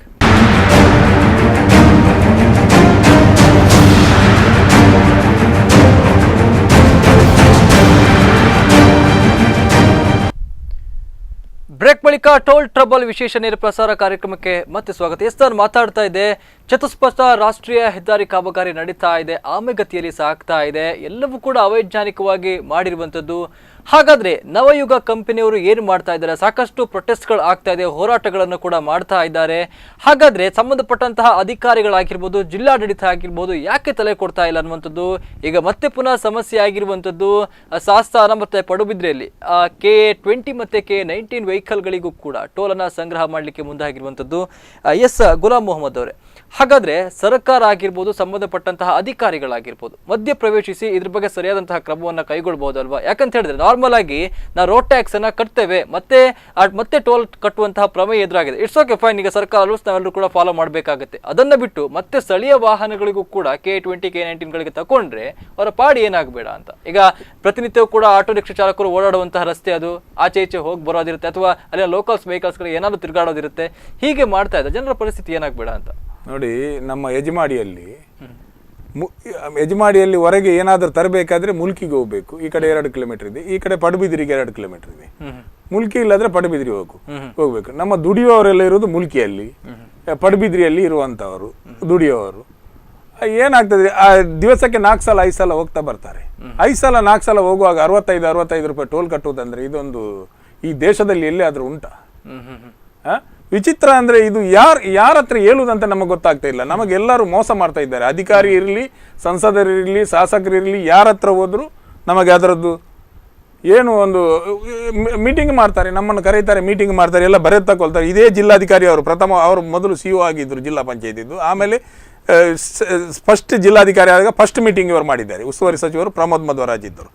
ಈ ಯಜಮಾಡಿದ್ದು ಸ್ಕೈ ವಾಕಿದ್ದು ಬಗ್ಗೆ, ಸರ್ವಿಸ್ ರೋಡ್ ಬಗ್ಗೆ, ಆ ಡಿವೈಡರ್ ನೋಡಿ, ಯಜಮಾಡಿಯಲ್ಲಿ ಎಷ್ಟು ಜೀವ ಹೋಗಿದೆ. 1/2 ಕಿಲೋಮೀಟರ್ ಖಾಲಿ ಸರ್ವಿಸ್ ರೋಡ್, ಎಲ್ಲ ರೋಡ್ಗೆ ಎಕ್ವೈರ್ ಆಗಿದೆ, ದುಡ್ಡು ಸಿಕ್ಕಿ ಆಗಿದೆ ಎಲ್ಲರಿಗೆ. ಅಲ್ಲಿ ಒಂದು ಮಸೀದಿ ಇತ್ತು, ಬೇರೆ ಬೇರೆ ಅಂಗಡಿ ಇತ್ತು, ಅದೆಲ್ಲ ತೆಗೆದಿದ್ದಾರೆ. ಖಾಲಿ ಒಂದು 1/2 ಕಿಲೋಮೀಟರ್ ಸರ್ವಿಸ್ ರೋಡ್ ಬಗ್ಗೆ ತುಂಬಾ ದಿವಸಾಗಲೂ ಆಕ್ಸಿಡೆಂಟ್ ಆಗ್ತಾ ಇದೆ. ಎಷ್ಟು ಸಲ ನಾವು ಹೇಳಿದೆ, ಅದೊಂದು ಡಿವೈಡರ್ ಆದ್ರೂ ನೋಡಿ, ಡಿವೈಡರ್ ಕಟ್ಟಿಂಗ್ ಕೊಟ್ಟಿದ್ದಾರೆ ಅವ್ರು. ಎಲ್ಲಿಗೆ? ಆ ಸೂಜ್ಲಾನ್ ಕಂಪನಿ ಅವ್ರದ್ದು ಒಂದು ಪ್ಯಾನ್ ಹೋಗ್ತಾ ಇದೆ, ಆ ಪ್ಯಾನ್ ಹೋಗ್ಲಿ ಟರ್ನ್ ಆಗುವಂತ ಒಂದು ಕಟ್ಟಿಂಗ್ ಕೊಟ್ಟಿದೆ. ಅದು ಬಿಟ್ಟರೆ ಜನರಿಗೆ ಸಪೋರ್ಟ್ ಮಾಡಿ ಕೊಟ್ಟಿದ್ದಲ್ಲ. ಮೊನ್ನೆ RO ಹತ್ರ ನಾವು ಹೇಳಿದ್ದೇವೆ, ಹೆದ್ದಾರಿ ಪ್ರಾಧಿಕಾರ ಅಧಿಕಾರಿ ಹತ್ರ ಹೇಳಿದೆ, ಎಷ್ಟು ಸಲ ನಾವು ಹೇಳಿದ್ದೆ, ಎಷ್ಟು ಪ್ರತಿಭಟನೆ ಮಾಡಿದೆ. ಯಾವುದಕ್ಕೂ ಜಿಲ್ಲಾಧಿಕಾರಿ ಹೇಳಿದ್ರು ನಾನು ಬಂದು ನೋಡ್ತೇನೆ, ಸ್ಪಾಟ್ ಇದು ಮಾಡ್ತೇನೆ ಅಂತೇಳಿ. ಅವ್ರು ಮಾಡುವುದೇ ಇಲ್ಲ. ಅವರು ಒಂದು ದೊಡ್ಡ ಒಂದು ಸಿಂಗಮ್ ಆಗ್ಲಿಕ್ಕೆ ಹೊರಟಿದ್ರು ಒಂದು ಸಮಯ. ಕುಂದಾಪುರ ಹೋಗಿ ಏನೋ ಮಾಡಿ ಹೊಯ್ಗೆ ಅವ್ರದ್ದು ಇದು ಮಾಡಿದ್ರು. ಅದು ಬಿಟ್ಟರೆ ಬೇರೆ ಯಾವುದು ಅವ್ರದ್ದು ಕೆಲಸ ಇಲ್ಲ. ಒಳಗೆ ಕುತ್ಕೊಳ್ತಾರೆ ಅಷ್ಟೇ. ಅವರಿಗೆ ಹೊರಗಿದ ವಿಷಯ ಗೊತ್ತಿಲ್ಲ ಜಿಲ್ಲಾಧಿಕಾರಿ ಅವರಿಗೆ. ಒಂದು ಹೇಳ್ತೇನೆ, ಅವ್ರಿಗೆ ಏನು ಗೊತ್ತುಂಟು, ಅವರಿಗೆ ಈ ಜಿಲ್ಲೆಯಲ್ಲಿ ಬಹಳ ಸಮಸ್ಯೆ ಇದೆ. ಹೊಯ್ಗೆ ನೋಡಿ, ಒಂದು ಉಂಡಿ ಹೊಯ್ಗೆ ಸಿಗುವಂತ ಕೆಲಸ ಮಾಡ್ಲಿಕ್ಕೆ ಆಗುದಿಲ್ಲ. ಎಲ್ಲಿಯಾದ್ರೂ ಯಾರಿಗೆ ಒಂದು ಹೊಯ್ಗೆ ಸಮಸ್ಯೆ ಉಂಟು, ಹಕ್ಕುಪತ್ರದ ಸಮಸ್ಯೆ ಉಂಟು, ಅದನ್ನೆಲ್ಲ ಬಿಟ್ಟು ಇವರು ನವಯುಗದವರ ನೇರ ಸೇರಿಕೊಂಡು ಪೊಲೀಸ್ ಇಲಾಖೆಯವರಿಗೆ ಆದೇಶ ಮಾಡಿ ನಮ್ಮನ್ನು ಏನು ಕೊಲ್ಲಿಕ್ಕೆ ಹೊರಟಿದ್ದಾರೆ ಜನರನ್ನು. ನಾವಂತೂ ಜೀವ ಹೋದ್ರೆ ಬಿಡುವವರಲ್ಲ. ನಾವು ಇದು ಉಂಟಲ್ಲ, ಈ ಹೋರಾಟವನ್ನು ನಿಲ್ಲಿಸುವುದೇ ಇಲ್ಲ. ನಮಗೆ ಸಂಪೂರ್ಣ ಕೆಲಸ ಆಗಬೇಕು. ಸ್ಥಳೀಯರಿಗಾದ್ರೂ, ನಮ್ಮ ಸ್ಥಳೀಯರಿಗೆ ಎಲ್ಲಾ ಕಡೆ ಇದೆ, ದೇಶದಲ್ಲಿ ಎಲ್ಲಾ ಟೋಲ್ ಬದಿಯಲ್ಲಿ ಇದೆ. ಸ್ಥಳೀಯರಿಗೆ 5 ಕಿಲೋಮೀಟರ್ಗೆ ಎಲ್ಲಾ ಕಡೆ ಫ್ರೀ ಕೊಡ್ತಾರೆ, ಇಡೀ ದೇಶದಲ್ಲಿದೆ. ಏನಾದರೂ ನಮಗೆ ನ್ಯಾಯ ಸಿಕ್ಕದೇ ಇದ್ರೆ ನಾವಂತೂ ಅಲ್ಲಿಂದ ಹೋಗುವುದೇ ಇಲ್ಲ. ನಾವು ಈಗಾಗಲೇ ಎಲ್ಲ ನಮ್ಮ ಸಮಿತಿಯೆಲ್ಲ ತೀರ್ಮಾನ ಮಾಡ್ತಾ ಇದ್ದೇವೆ. ಆ ಥರ ನಾವು ಉಗ್ರವಾಗಿ ಹೋರಾಟ ಮಾಡ್ತೇವೆ. ಒಂದು. ಎರಡನೇ ಏನಂತ ಹೇಳಿದ್ರೆ, ಈಗ ಇದು ಇವರು ನೋಡಿ, ಇಲ್ಲಿ ಮಂಗಳೂರಲ್ಲಿ ನೋಡಿ, ಸುರತ್ಕಲ್ಲಲ್ಲಿ ಒಂದು K19 ಅವರಿಗೆ ಫ್ರೀ ಬಿಟ್ಟಿದ್ದಾರೆ, ತಲಪಾಡಿಯಲ್ಲಿ ಫ್ರೀ ಬಿಟ್ಟಿದ್ದಾರೆ. ಮಂಗಳೂರು DC-ಗೆ ಒಂದು ಸರ್ಕಾರ ಬೇರೆ, ಉಡುಪಿ DC-ಗೆ ಒಂದು ಸರ್ಕಾರ ಬೇರೆಯಾ? ಇವರಿಗೇನು ಅರ್ಜೆಂಟ್ ಇದೆ? ಇವರು ನಮ್ಮನ್ನು ಕರೆದು ಏನಾದ್ರು ಮಾತುಕತೆ ಮಾಡಿದಾರ? ಇವರಿಗೆ ಏನಾದ್ರೂ ತೊಂದರೆ ಆಗ್ತಾ ಅಂತ ಹೇಳಿದ್ರೆ, ಇವರಿಗೇನು ಅಧಿಕಾರಕ್ಕೆ ಇವರದ್ದು ತೊಂದರೆ ಆಗ್ತಾ ಅಂತ ಹೇಳಿದ್ರೆ ನಮ್ಮನ್ನು ಬಲಿ ಕೊಡ್ಬೋದಾ ಜನರನ್ನು? ನಾವು ನೋಡಿ, ನಾವು DC ಅವರ ವಿರುದ್ಧ ಉಗ್ರ ಹೋರಾಟ ಮಾಡ್ತೇವೆ. ಇನ್ನು ಮುಂದೆ ನೋಡಿ, DC ಆಫೀಸಲ್ಲಿ ಮುತ್ತಿಗೆ ಹಾಕುವಂತ ಕೆಲಸ ಮಾಡ್ತೇವೆ. ನಾವಂತೂ ಬಿಡುವುದೇ ಇಲ್ಲ. ಅವರು ಜನರ ಪರ, ಜನರ ಒಂದು ಮನಸ್ಥಿತಿಯನ್ನು ನೋಡಿ ಅವರು ನಮಗೆ ಏನು ಬೇಕು ಅದನ್ನು ಕೂಡಲೇ ಕರೆದು, ನಮ್ಮ ಸಮಿತಿಯನ್ನು ಕರೆದು ಅವರೊಂದು ಮೀಟಿಂಗ್ ಅನ್ನು ಕರೆಯಬೇಕು. ಕರೆದು ನಮಗೆ ಏನಾದರೂ ಅದು ವ್ಯವಸ್ಥೆ ಮಾಡಿ ಕೊಡಬೇಕು. ಇಲ್ಲ ಅಂದ್ರೆ ನಾವು ನಮ್ಮ ರೀತಿಯಲ್ಲಿ ನಾವು ಹೋರಾಟ ಮಾಡಬೇಕಾಗ್ತದೆ. ಎಸ್ ಶೇಖರ್ ಅವರೇ, ಈಗಾಗಲೇ ನೋಡಿದ ಹಾಗೆ ಸಾಧಾರಣ 10 ವರ್ಷದಿಂದ ಕಾಮಗಾರಿ ನಡೀತಾ ಇದ್ದು, ಕೆಲವೊಂದು ಕಡೆ ಫ್ಲೈಓವರ್ ಆಗಿರ್ಬೋದು, ಅಂಡರ್ ಪಾಸ್ ಆಗಿರ್ಬೋದು, ಇನ್ನು ಸರ್ವಿಸ್ ರಸ್ತೆ ಕೂಡ ಆಗಿರ್ಬೋದು, ಪಾದಾಚಾರಿ ಮೇಲ್ಸೇತುವೆ ಆಗಿರ್ಬೋದು, ಯಾವುದೇ ಕೂಡ ಪರಿಪೂರ್ಣ ವ್ಯವಸ್ಥೆಯಲ್ಲಿ ಆಗದೆ ಟೋಲ್ ಅನ್ನ ಸಂಗ್ರಹ ಮಾಡ್ತಾ ಇದ್ದಾರೆ. ಇದೊಂದು ಕಡೆ ಹಗಲು ದೊರಡೆ ಅಂತ ಹೇಳ್ಬೋದು. ಇದನ್ನ ಬಿಟ್ಟು ಒಂದು ಮಿತಿ ಅಂತ ಇದೆ, ಇಂತಿಷ್ಟು ಕಿಲೋಮೀಟರ್ಗೆ 60 ಕಿಲೋಮೀಟರ್ ವ್ಯಾಪ್ತಿಯಲ್ಲಿ ಒಂದು ಟೋಲ್ ಗೇಟ್ ಅನ್ನ ನಿರ್ಮಿಸಬೇಕು ಅಂತ, ಅದನ್ನ ಕೂಡ ಗಾಳಿಗೆ ತೋರಿದ್ದಾರೆ. ಹಾಗಾದ್ರೆ ಈಗ ಜಿಲ್ಲಾಧಿಕಾರಿಗಳು ಟೋಲ್ ಅನ್ನ ಸಂಗ್ರಹಿಸಬಹುದು ಅನ್ನುವಂತ ಏನೋ ಒಂದು ಮಾತನ್ನ ಹೇಳ್ಬೋದು, ಅದನ್ನ ನಿಲ್ಲಿಸುವಂತಹ ಕಾರ್ಯವನ್ನ ಯಾಕೆ ಮಾಡ್ತಾ ಇಲ್ಲ ಅಧಿಕಾರಿಗಳು ಅಂತ ಈಗ ಅದೇ ಹೇಳುವುದು. ಯಾಕೆಂತ ಹೇಳಿದ್ರೆ, ಇವತ್ತು ವೈಜ್ಞಾನಿಕವಾಗಿ ಯಾವುದೇ ಕಾಮಗಾರಿಯನ್ನು ನಡೆಸಿಲ್ಲ. ಒಂದು, ಅದರಿಂದ ಜನರು ದಿನನಿತ್ಯ ಸಮಸ್ಯೆಯನ್ನು ಎದುರಿಸ್ತಾ ಇದ್ದಾರೆ. ಮತ್ತೊಂದು ವಿಚಾರ ಏನಂತ ಹೇಳಿದ್ರೆ, ಈ ಹಿಂದೆ ಟೋಲ್ ಸಂಗ್ರಹ ಮಾಡಲಿಕ್ಕೆ ಪ್ರಾರಂಭ ಆದಾಗ ನಾವು ಬಲವಾದ ಪ್ರತಿಭಟನೆ ವಿರೋಧವನ್ನು ವ್ಯಕ್ತ ಮಾಡಿದ್ದೇವೆ ನಮ್ಮ ಜಿಲ್ಲೆಯಿಂದ ಸಾರ್ವಜನಿಕರು. ನಂತರ ಸರ್ಕಾರದ ಒತ್ತಡದ ಮೇಲೆ ಟೋಲ್ ಪ್ರಾರಂಭ ಆಯಿತು, ಅದು ಕೂಡ ಒಪ್ಪಿಕೊಟ್ಟಿದ್ದೇವೆ. ಮತ್ತು ಉಭಯ ಜಿಲ್ಲೆಯ 20 ಮತ್ತು 19ಕ್ಕೆ ನಾವು ಮಾಮೂಲಾಗಿ ಅವರನ್ನು ಬಿಡ್ತೇವೆ, ಅವರಿಗೆ ನಾಡ್ದು ನಮ್ಮದು ಕಾಮಗಾರಿ ಆಗುವವರೆಗೆ ಅವರಿಗೆ ಫ್ರೀ ಕೊಡ್ತೇವೆ ಅಂತ ಹೇಳಿದ್ದಾರೆ. ಅದನ್ನು ಕೊಟ್ಟಿದ್ರು. ಇವತ್ತು ಅದನ್ನು ಬಂದ್ ಮಾಡಿದ್ದಾರೆ. ಬಂದ್ ಮಾಡುವಾಗ ಈ ಹಿಂದೆ ಸಭೆಯಲ್ಲಿ ಜಿಲ್ಲಾಧಿಕಾರಿ ಅವರು ಹೇಳಿದ್ರು, ನಾವು ನಮ್ಮ ಮೇಲೆ ಸರ್ಕಾರಕ್ಕೆ ವರದಿ ಕೊಟ್ಟಿದ್ದಾರೆ, ನಾವಿಲ್ಲಿ ನಮಗೆ ಹಣ ಸಂಗ್ರಹ ಆಗ್ತಾ ಇಲ್ಲ ಟೋಲಲ್ಲಿ, ಮತ್ತು ನಮಗೆ ಬ್ಯಾಂಕ್ ಸಾಲ ಮಾಡಿದ್ದೇವೆ ಕಂಪನಿಯವರು, ಅದನ್ನು ಕಟ್ಟಲಿಕ್ಕೆ ಆಗ್ತಾ ಇಲ್ಲ ಅಂತೇಳಿ ಸರ್ಕಾರದ ಮಟ್ಟದಲ್ಲಿ ಅವರಿಗೆ ಆದೇಶ ಮಾಡಿದ್ರು. ಆದೇಶ ಮಾಡಿ ನಾವು ಅದನ್ನು ಪ್ರತಿಭಟನೆ ಮಾಡಿದ್ದೆವು. ಮತ್ತೆ ಅಲ್ಲಿಂದ ಕೈ ಬಿಟ್ಟರು ಅದನ್ನು. ಈಗ ಮತ್ತೆ ಜಿಲ್ಲಾಧಿಕಾರಿಯವರು ಮತ್ತು ಜಿಲ್ಲಾ ಪೊಲೀಸ್ ವರಿಷ್ಠಾಧಿಕಾರಿಯವರ ಮೇಲೆ ರಾಜ್ಯ ಉಚ್ಚ ನ್ಯಾಯಾಲಯದಲ್ಲಿ ಇದು ಕೇಸ್ ಹಾಕಿದ್ದಾರೆ. ಅವರು ನಮ್ಗಾಗ್ತಕ್ಕ ನಷ್ಟವನ್ನು ಅವರು ಭರಿಸ್ಬೇಕಂತೇಳಿ. ಆಗ ಬಿಸಿ ದೊಣ್ಣೆ ತಪ್ಪಿಸ್ಲಿಕ್ಕಾಗಿ ಇವರಿದ್ದನ್ನ ಇವತ್ತು ಪೊಲೀಸರವರಿಗೆ ಅಧಿಕಾರ ಕೊಟ್ಟು ಜನರನ್ನು ಹತ್ತಿಕ್ಕುವಂತಹ ಕೆಲಸವನ್ನು ಇವತ್ತು ಜಿಲ್ಲಾಡಳಿತ ಮಾಡ್ತಾ ಉಂಟು, ಸರ್ಕಾರ ಮಾಡ್ತಾ ಉಂಟು. ಇದನ್ನ ಯಾರು ಪ್ರಶ್ನೆ ಮಾಡುವವರು? ನಾವು ಬೀದಿಗೆ ಬಂದು ಹೋರಾಟ ಮಾಡಬಹುದು, ಜನರು ಮನೆಯಲ್ಲಿ ಇತ್ಕೊಂಡು ಬೀದಿಯಲ್ಲಿ ಬಂದು ಧ್ವನಿ ಎತ್ತಬಹುದು. ಇದನ್ನ ಕಾನೂನಿನ ಚೌಕಟ್ಟೊಳಗೆ ಸಂಸತ್ತಲ್ಲಿ, ಅದೇ ರೀತಿ ಶಾಸನಸಭೆಯಲ್ಲಿ ನಮ್ಮನ್ನು ಪ್ರತಿನಿಧಿಸಿದವರು ಅದನ್ನು ಧ್ವನಿ ಮಾಡಬೇಕು, ಜನರ ಧ್ವನಿಯನ್ನು ಪ್ರತಿಧ್ವನಿಸಬೇಕು. ಅದನ್ನು ಅವ್ರು ಮಾಡ್ತಾ ಇಲ್ಲ. ಇದು ಇವತ್ತು ನಾವು ಕಂಡಂತ ವೈಫಲ್ಯ. 10 ವರ್ಷಗಳಾಗಾಯ್ತು, ಇವತ್ತು ಯಾವುದೇ ಒಬ್ಬ ಜನಪ್ರತಿನಿಧಿ ಕೂಡ ಜನರೊಂದಿಗೆ ಬಂದು ಹೋರಾಟ ಮಾಡಿದ್ದಿಲ್ಲ. ಇದನ್ನು ನಾವು ಕಾಣ್ತಾ ಇದ್ದೇವೆ. ಸಂಸತ್ ಸದಸ್ಯರಂತೂ ಬರಲೇ ಇಲ್ಲ, ಇಲ್ಲಿಗೆ ಬರಲೇ ಇಲ್ಲ. ಅವ್ರು ಕೊಟ್ಟ ಮಾತನ್ನು ಕೂಡ ಉಳಿಸ್ಕೊಳ್ಳಿಲ್ಲ. ಇದೊಂದು ಜ್ವಲಂತ ಸಮಸ್ಯೆ, ರಾಜ್ಯದ ಸಮಸ್ಯೆ. ಈಗ ಚುನಾವಣೆ ಸಂದರ್ಭದಲ್ಲಿ ಬರ್ತಾರೆ, ಓಟನ್ನ ಕೇಳ್ತಾರೆ, ಅದೆಲ್ಲ ಕೂಡ ಒಂದು ಕಡೆ ಆಗ್ತದೆ. ಈಗ ಜನರಿಗೆ ಎಷ್ಟು ಸಮಸ್ಯೆ ಆಗ್ತದೆ, ಮರಳಿನ ಸಮಸ್ಯೆ ಆಗ್ತಾ ಇರುವಂತದ್ದು, ಇನ್ನು ರೋಡಿನ ಸಮಸ್ಯೆಗೆ ಬಂದ ಇದೊಂದು ಕಡೆ ಸಮಸ್ಯೆ, ಮೀನುಗಾರಿಕೆ ಕೂಡ ದೊಡ್ಡ ಸಮಸ್ಯೆ ಆಗ್ತಾ ಇರುವಂತದ್ದು. ಇದ್ರ ಬಗ್ಗೆ ಜನಪ್ರತಿನಿಧಿಗಳು ಯಾಕೆ ಒಲವು ತೋರಿಸ್ತಾ ಇಲ್ಲ ಅಂತ ಮಾತಾಡ್ತೇನೆ. ಪಬ್ಲಿಕ್ ಇಂದ ಕಾಲ್ ಇದೆ.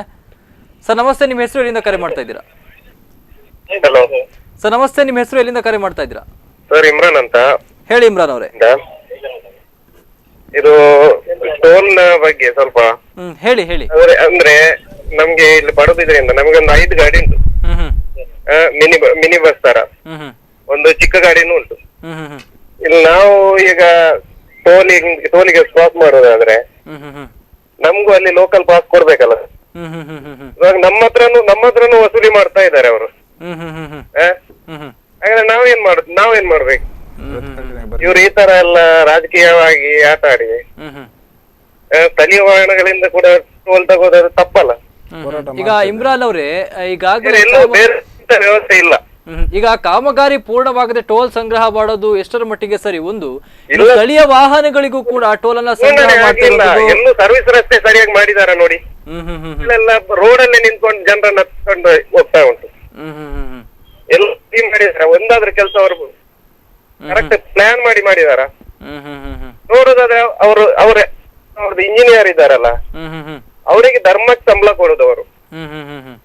ಎಂತ ಇಂಜಿನಿಯರ್ ಆದ್ರೆ ಒಂದು ಟೋಲ್ ಸೋರಿಕೆ ಆಗ್ತಾ ಅಂತ ಒಂದು ಗೊತ್ತಾಗ್ತು, ಅಲ್ಲೇ ಟೋಲ್ ಗೇಟ್ ಮಾಡ್ತಾರ? ಅದ್ರಲ್ಲೇ ಗೊತ್ತಾಗೋದಿಲ್ವ ಅವ್ರ ಬೇಜವಾಬ್ದಾರಿ. ಓಕೆ ಇಮ್ರಾನ್ ಅವರೇ, ಸ್ಪಂದನ ವಾಹಿನಿಗೆ ಕರೆ ಮಾಡೋದಕ್ಕೆ ಧನ್ಯವಾದ. ಎಸ್, ಈಗಾಗಲೇ ಹೇಳಿದ ಹಾಗೆ ಸಾಕಷ್ಟು ಗೊಂದಲಗಳು ಆಗ್ತಾ ಇರುವಂಥದ್ದು. ಈಗ ಗುಲಾಂ ಮೊಹಮ್ಮದ್ ಅವರೇ, ಈಗಾಗಲೇ ಹೇಳಿದ ಹಾಗೆ ಏನು ಟೋಲ್ ಸಂಗ್ರಹ ನಡೀತಾ ಇದೆ, ಈಗಾಗಲೇ ಜಿಲ್ಲಾಧಿಕಾರಿಗಳ ಜೊತೆ ಒಂದು ಸಭೆಯನ್ನು ಕರೆದು ಮಾತಾಡಬಹುದಿತ್ತು. ಈಗ ಅವರಿಗೂ ಕೂಡ ಗೊತ್ತಿರೋದಿಲ್ವಾ ಸ್ಥಳೀಯರಿಗೂ ಸಮಸ್ಯೆ ಆಗ್ತದೆ, ಆ ನಿಟ್ಟಿನಲ್ಲಿ ಪರಿಹಾರ ಮಾಡಬೇಕು ಅಂತ. ಹಾಗಾದ್ರೆ ಇದರ ಹಿಂದೆ ಯಾವ್ದಾದ್ರು ಕಾಣದ ಶಕ್ತಿಗಳು ಕೆಲಸ ಮಾಡ್ತಿದ್ಯಾ? ನೋಡಿ, ಕಾಣದ ಶಕ್ತಿ ಮಾಡಬಹುದು, ಅದು ನಾನು ಹೇಳುದಿಲ್ಲ. ಆದ್ರೆ ಜಿಲ್ಲಾಧಿಕಾರಿ ಅವರಿಗೆ ಕೋರ್ಟ್ ಅಲ್ಲಿ ಕೇಸ್ ಹಾಕಿದ್ದಾರೆ ಇವರು ಹೆದ್ದಾರಿ ಅವರೆಂದು ಹೇಳಿದ್ರೆ ಅವರ ವರದಿಯನ್ನು ತಯಾರು ಮಾಡಿ ಮುಖ್ಯ ಕಾರ್ಯದರ್ಶಿಗೆ ಆಗ್ಲಿ ಇಲ್ಲಾದ್ರೆ ಕೋರ್ಟಿಗೆ ಆಗಿದ್ರೆ ಕಲಿಸ್ಬೇಕಲ್ಲ. ಇಲ್ಲಿ ಏನಾಗಿದೆ ಅಂತ ಕಲಿಸ್ಬೇಕಲ್ಲ. ಪಡುಬಿದ್ರಿಯಲ್ಲೆಲ್ಲ ರಸ್ತೆ ಹೊಂಡ ತೆಗೆದಿಟ್ಟಿದ್ದಾರೆ, ನಾವು ಯಾಕೆ ಟೋಲ್ ಕೊಡ್ಬೇಕು? ಇವತ್ತು ಇವರು ಪೊಲೀಸ್ನವರು ಹಿಡಿದು ಎದುರಿಸ್ತಾರೆ, ಅದೇನು ತೊಂದರೆ ಇಲ್ಲ, ಮಾಡ್ಲಿ. ಇನ್ನು ಮುಂದಿನ ದಿವಸದಲ್ಲಿ ಉಂಟಲ್ಲ, ಇಡೀ ಜಿಲ್ಲೆಯ ಜನರು ಬೀದಿಗೆ ಇಳಿತಾರೆ, ಬಿಡುವುದಿಲ್ಲ. ಇದೇನು ಬಿಡುವಂತ ವಿಷಯ ಇಲ್ಲ, ಇದು ಬಹಳ ಸೀರಿಯಸ್ ಆಗ್ಲಿ ಜನರು ತಕೊಳ್ತಾ ಇದ್ದಾರೆ. ಯಾಕೆ ನೋಡಿ, ಇವರೇನು ಕೋರ್ಟ್ಗೆ ಕೇಸ್ ಆದ ತಕ್ಷಣ ಇವರು ಪೊಲೀಸ್ ಇಲಾಖೆ ಇಟ್ಟು ಜನರಿಗೆ ಬಡಿಯುವುದಾ? ಇಲ್ಲಿ ಡಿ ಸಿ ಅವರು ಯಾವ್ದಾದ್ರು ಸಭೆ ಕರೆದಿದ್ದಾರಾ? ಏನಾದ್ರೂ ಕರೆದಿದ್ದಾರಾ?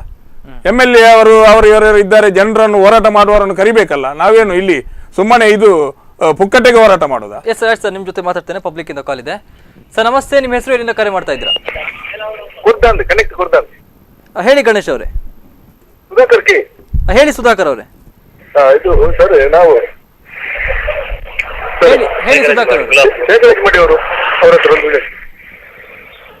ಹಲೋ, ಹೇಳಿ ಸರ್, ಹೇಳಿ. ಹಲೋ ಹಲೋ, ಹೇಳಿ. ಶೇಖರ ಹೆಜ್ಮಾಡಿ ಅವರು ಮಾತಾಡ್ತಾ ಇದ್ದಾರೆ, ಮಾತಾಡಿ.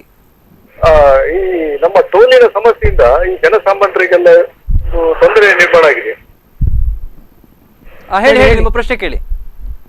ಟೋಲಿನ ಸಮಸ್ಯೆಯಿಂದ ಜನಸಾಮಾನ್ಯರಿಗೆ ತೊಂದರೆ ನಿರ್ಮಾಣ ಆಗಿದೆ. ಹಲೋ, ಹೇಳಿ ಸರ್, ಕೇಳಿಸ್ತಾ ಇದೆ, ನಿಮ್ಮ ಪ್ರಶ್ನೆ ಕೇಳಿ. ಸರಿ, ಟೋಲಿನ ಸಮಸ್ಯೆಯಿಂದ ಜನಸಾಮಾನ್ಯರಿಗೆ ತೊಂದರೆ ಬಹಳ ಉಂಟಾಗಿದೆ ಸರಿ. ಇರುವಾಗ ಮುಂದಿನ ದಿನಗಳಲ್ಲಿ ಈ K19 ಮತ್ತು 20 8 ಕಿಲೋಮೀಟರ್ ರಿಯಾಯಿತಿ ಕೊಡಬೇಕು. ಮತ್ತೆ ಸುರತ್ಕಲ್ನಲ್ಲಿ ಕೂಡ ಉಂಟು, ಯಜಮಾಡಿಯಲ್ಲಿ ಉಂಟು.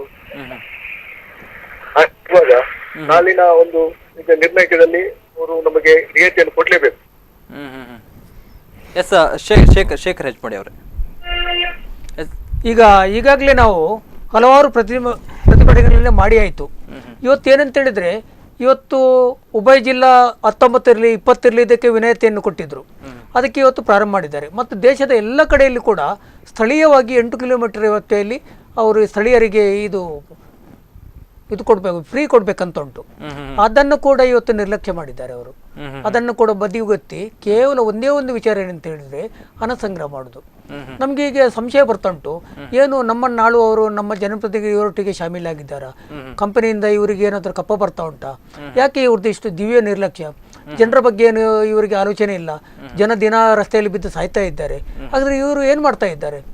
ಹಾಗಾಗಿ ನಮ್ಮ ಮುಂದಿನ ಯೋಜನೆ ಏನಂತ ಹೇಳಿದ್ರೆ ಈ ಪ್ರತಿನಿಧಿಗಳ ವಿರುದ್ಧ ನಮ್ದು ಹೋರಾಟ. ಅವ್ರು ಮಾತಾಡಬೇಕು.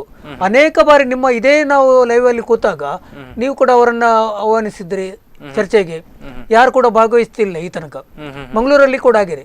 ಸುಮಾರು ಸಾಧಾರಣ ಒಂದು 50-60ಕ್ಕಿಂತ ಹೆಚ್ಚು ಲೈವ್ಗಳನ್ನು ನಾವಿಲ್ಲಿ ಮಾತಾಡಿದ್ದೇವೆ. ಯಾವ ಪ್ರತಿನಿಧಿ ಕೂಡ ಈ ಕಾರ್ಯಕ್ರಮದಲ್ಲಿ ಭಾಗವಹಿಸಿಲ್ಲ, ತಮ್ಮ ಜವಾಬ್ದಾರಿಯನ್ನು ನಿರ್ವಹಿಸಿಲ್ಲ. ಹಾಗಾಗಿ ಇವ್ರದ್ದು ಪಾತ್ರ ಏನು? ನಮ್ಮನ್ನ ಮತ ಪಡೆದು ಇವರು ಇವತ್ತು ಅಧಿಕಾರವನ್ನು ಪಡೆದಿದ್ದಾರೆ.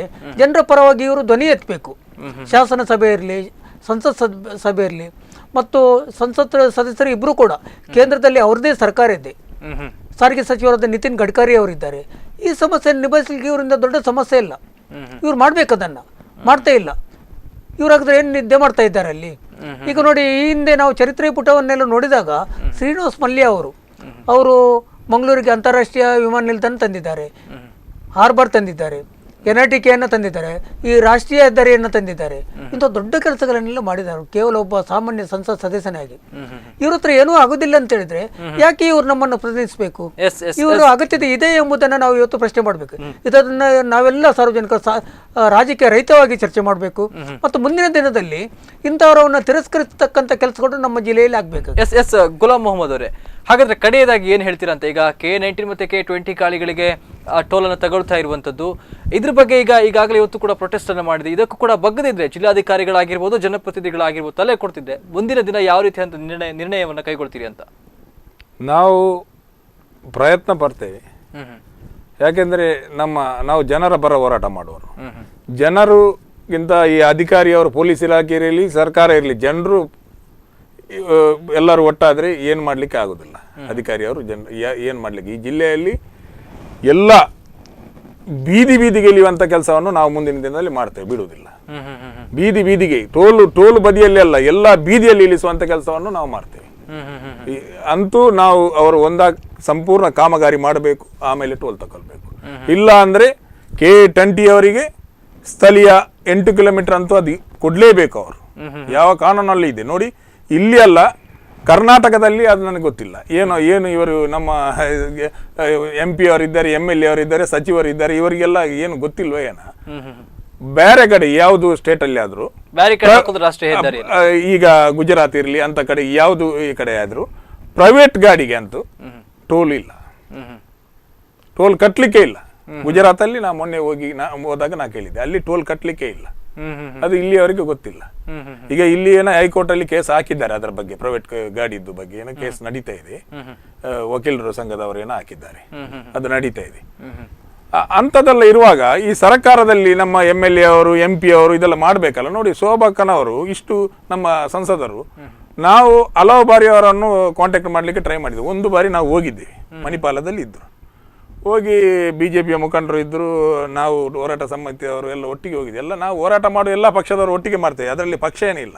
ಈ ಹೋರಾಟ ಸಮಿತಿಯಲ್ಲಿ ನಾವು ಕಾಂಗ್ರೆಸ್ ಅಲ್ಲಿ ಇದ್ರೆ, ಮತ್ತು ಒಬ್ರು BJPಲಿ ಇರ್ತಾರೆ, JDS ಅಲ್ಲಿ ಇರ್ತಾರೆ, ಎಲ್ಲ ಒಟ್ಟಿಗಾಗಿ ಅಂತ ಹೋರಾಟ ಮಾಡುವಂತ ಇದೊಂದು ಸಮಿತಿ, ಇದರಲ್ಲಿ ರಾಜಕೀಯ ಇಲ್ಲ. ಶೋಭಾ ಕರಂದ್ಲಾಜೆ ಅವ್ರದ್ದು ಮಾತಾಡುವಾಗ ಹೇಳಿದ್ರು, ಆ ನವಯುಗದವರು ಅವರಿಗೆ ಏನು ಇದಾಗಿದ್ರು, ನಾನು ಅವರಿಗೆ ಲಾಸ್ ಆಗಿದ್ರು, ನಾನು ಗಡ್ಕರಿ ಹತ್ರ ಮಾತಾಡಿ ಅವರಿಗೆ ಇನ್ನೊಂದು ಲೋನ್ ಅನ್ನು ಜಾಸ್ತಿ ಮಾಡಿ ಕೊಟ್ಟಿದ್ದೇನೆ ಅಂತೇಳಿ ಅವರಿಗೆ ಸಹಕಾರ ಮಾಡಿದ್ದಾರೆ. ಲೋನ್ ಅವ್ರ ಹತ್ರ ಮಾತಾಡಿ ಕೆಲಸ ಮಾಡ್ಲಿಕ್ಕೆ ಆಗುದಿಲ್ಲ. ಇವರು ಇಡೀ ರಾಜ್ಯದಲ್ಲಿ ಇದು ಟಿವಿಯಲ್ಲಿ ಅದರಲ್ಲಿ ಇದರಲ್ಲಿ ಎಂತೆಂತ ಹೇಳಿಕೆ ಕೊಡ್ತಾರೆ. ಅವರ ಕ್ಷೇತ್ರದಲ್ಲಿ ಏನಾಗ್ತದೆ ಅಂತ ಅವ್ರಿಗೆ ಗೊತ್ತಿಲ್ಲ. ಇಷ್ಟು ಸಮಯದಲ್ಲಿ ನಾವು ಇಲ್ಲಿ ಹೋರಾಟ ಮಾಡ್ತಾ ಇದ್ವಿ. ಜನರು ಇವತ್ತು ಕೂಗ್ತಾ ಇದ್ದಾರೆ. ಇವತ್ತು ಜನರಿಗೆ ಹೋಗ್ಲಿಕ್ಕೆ ಆಗುದಿಲ್ಲ, ಯಜಮಾನಿಯಿಂದ ಹೊರಗೆ ಹೋಗ್ಲಿಕ್ಕೆ ಗಾಡಿಯಿಂದ ಹೋಗುದಿಲ್ಲ ಅಂತ ಪರಿಸ್ಥಿತಿ ಆಗಿದೆ. ಇದು ಯಾರು ಕೇಳುವಾರು ಇಲ್ವಾ ನಮಗೆ? ಏನು ಯಜಮಾನಿಯಿಂದ ಹೋದ್ರೆ ಹೊರಗೆ ಬರ್ಲಿಕ್ಕೆ 150 ರೂಪಾಯಿ ಬೇಕು ಹೋಗಿ ಬರ್ಲಿಕ್ಕೆ. ಯಾರ ಹತ್ರ ಹೇಳುವುದಂತ ಹೇಳಿ? ಈ ಜಿಲ್ಲಾಧಿಕಾರಿ ಅವರಿಗೆ ಗೊತ್ತಾಗುದಿಲ್ವಾ? ಪೊಲೀಸ್ ಇಲಾಖೆ ಉಂಟಂತ ಹೇಳಿ ನಮ್ಮನ್ನೇನು ಕೊಲ್ಲಿಕ್ಕೆ ತಯಾರಾಗಿದ್ದಾರೆ ಅವರು. ಇದನ್ನಂತೂ ನಾವು ಖಂಡಿತವಾಗಿ ಬಿಡುವುದಿಲ್ಲ. ನಾವು ನೋಡಿ ಇಡೀ ಜಿಲ್ಲೆಯಲ್ಲಿ ಬೀದಿಗೆ ಇಳಿಸ್ತೇವೆ, ಜನರನ್ನು ಬಿಡುವುದಿಲ್ಲ. ಓಕೆ, ಹಾಗಾದ್ರೆ ಕಡೆಯದಾಗಿ ಶೇಖರ್ ಹೆಜ್ಮಾಡಿ ಅವರಿಗೆ ಟೋಲ್ ಅನ್ನ ಸಂಗ್ರಹಿಸ್ತಾ ಇರುವಂತದ್ದು ಹೆಜ್ಮಾಡಿ ಮತ್ತೆ ಸಾಸ್ತಾನದಲ್ಲಿ, ಇದ್ರ ಬಗ್ಗೆ ಕಡೆಯದಾಗಿ ಏನ್ ಹೇಳ್ತೀರಾ ಅಂತ? ಈಗಾಗಲೇ ಪ್ರತಿಭಟನೆಯನ್ನ ಕೂಡ ಮಾಡಿದಿರಿ. ಇದಕ್ಕೂ ಕೂಡ ಜಗ್ಗದಿದ್ರೆ ಜಿಲ್ಲಾಧಿಕಾರಿಗಳಾಗಿರ್ಬೋದು, ಜನಪ್ರತಿನಿಧಿಗಳಾಗಿರ್ಬೋದು, ಜಗ್ಗದಿದ್ರೆ ಮುಂದಿನ ಕ್ರಮ ಏನು ಅಂತ? ಈಗ ಇದರಿಂದ ಈ ಟೋಲ್ ಸಂಗ್ರಹದಿಂದ ಕಟ್ಟ ಕಡೆಯ ವ್ಯಕ್ತಿ ಯಾರಿದ್ದಾನ, ಅತಿ ಬಡವ ಇದ್ದಾನೆ, ಅವನ ಮೇಲೆ ಕೂಡ ಇದು ಪರಿಣಾಮ ಆಗ್ತದೆ. ಯಾಕಂತ ಹೇಳಿದ್ರೆ ಒಂದು ಕಟ್ಟ ಕಡೆಯ ಬಡವ ತನ್ನ ಮನೆಗೆ ಏನಾದರೂ ಒಂದು ಸಾಮಾನು ಸಾಗಾಟ ಮಾಡಬೇಕಾದ್ರೆ ಅವನು ಆ ಗಾಡಿ ಅವನು ಟೋಲ್ ಕಟ್ತಾನೆ. ಅದರ ಈ ದರವನ್ನು ಇವನ ಮೇಲೆ ಹಾಕ್ತಾನೆ ಅವನು. ಬಸ್ಸಲ್ಲಿ ಪ್ರಯಾಣ ಮಾಡುವವರು ನಾವು ಆರಾಮಾಗಿ ಉಂಟಲ್ಲ, 1 ರೂಪಾಯಿ 2 ರೂಪಾಯಿ ಹೆಚ್ಚಾಗಿ ಉಂಟಲ್ಲ ನಮ್ಮಿಂದ ವಸೂಲು ಮಾಡ್ತಾರೆ ಅವರು, ಅದರ ಮೇಲೆ ಪರಿಣಾಮ ಆಗ್ತದೆ. ಹೀಗೆ ಶ್ರೀಮಂತರ ಒಂದು ಸ್ವಂತ ಗಾಡಿಯವರ ಮೇಲೆ ಮಾತ್ರ ಇದು ಪರಿಣಾಮ ಅಲ್ಲ, ಕಟ್ಟ ಕಡೆಯ ವ್ಯಕ್ತಿಯ ಮೇಲೆ ಕೂಡ ಇದು ಪರಿಣಾಮ ಆಗ್ತದೆ. ಇದು ಹಗಲು ದೊರಡೆ ಅಂತ ಹೇಳಲಿಕ್ಕೆ ನಾನು ಇಚ್ಛೆ ಪಡ್ತಾ ಇದ್ದೇನೆ.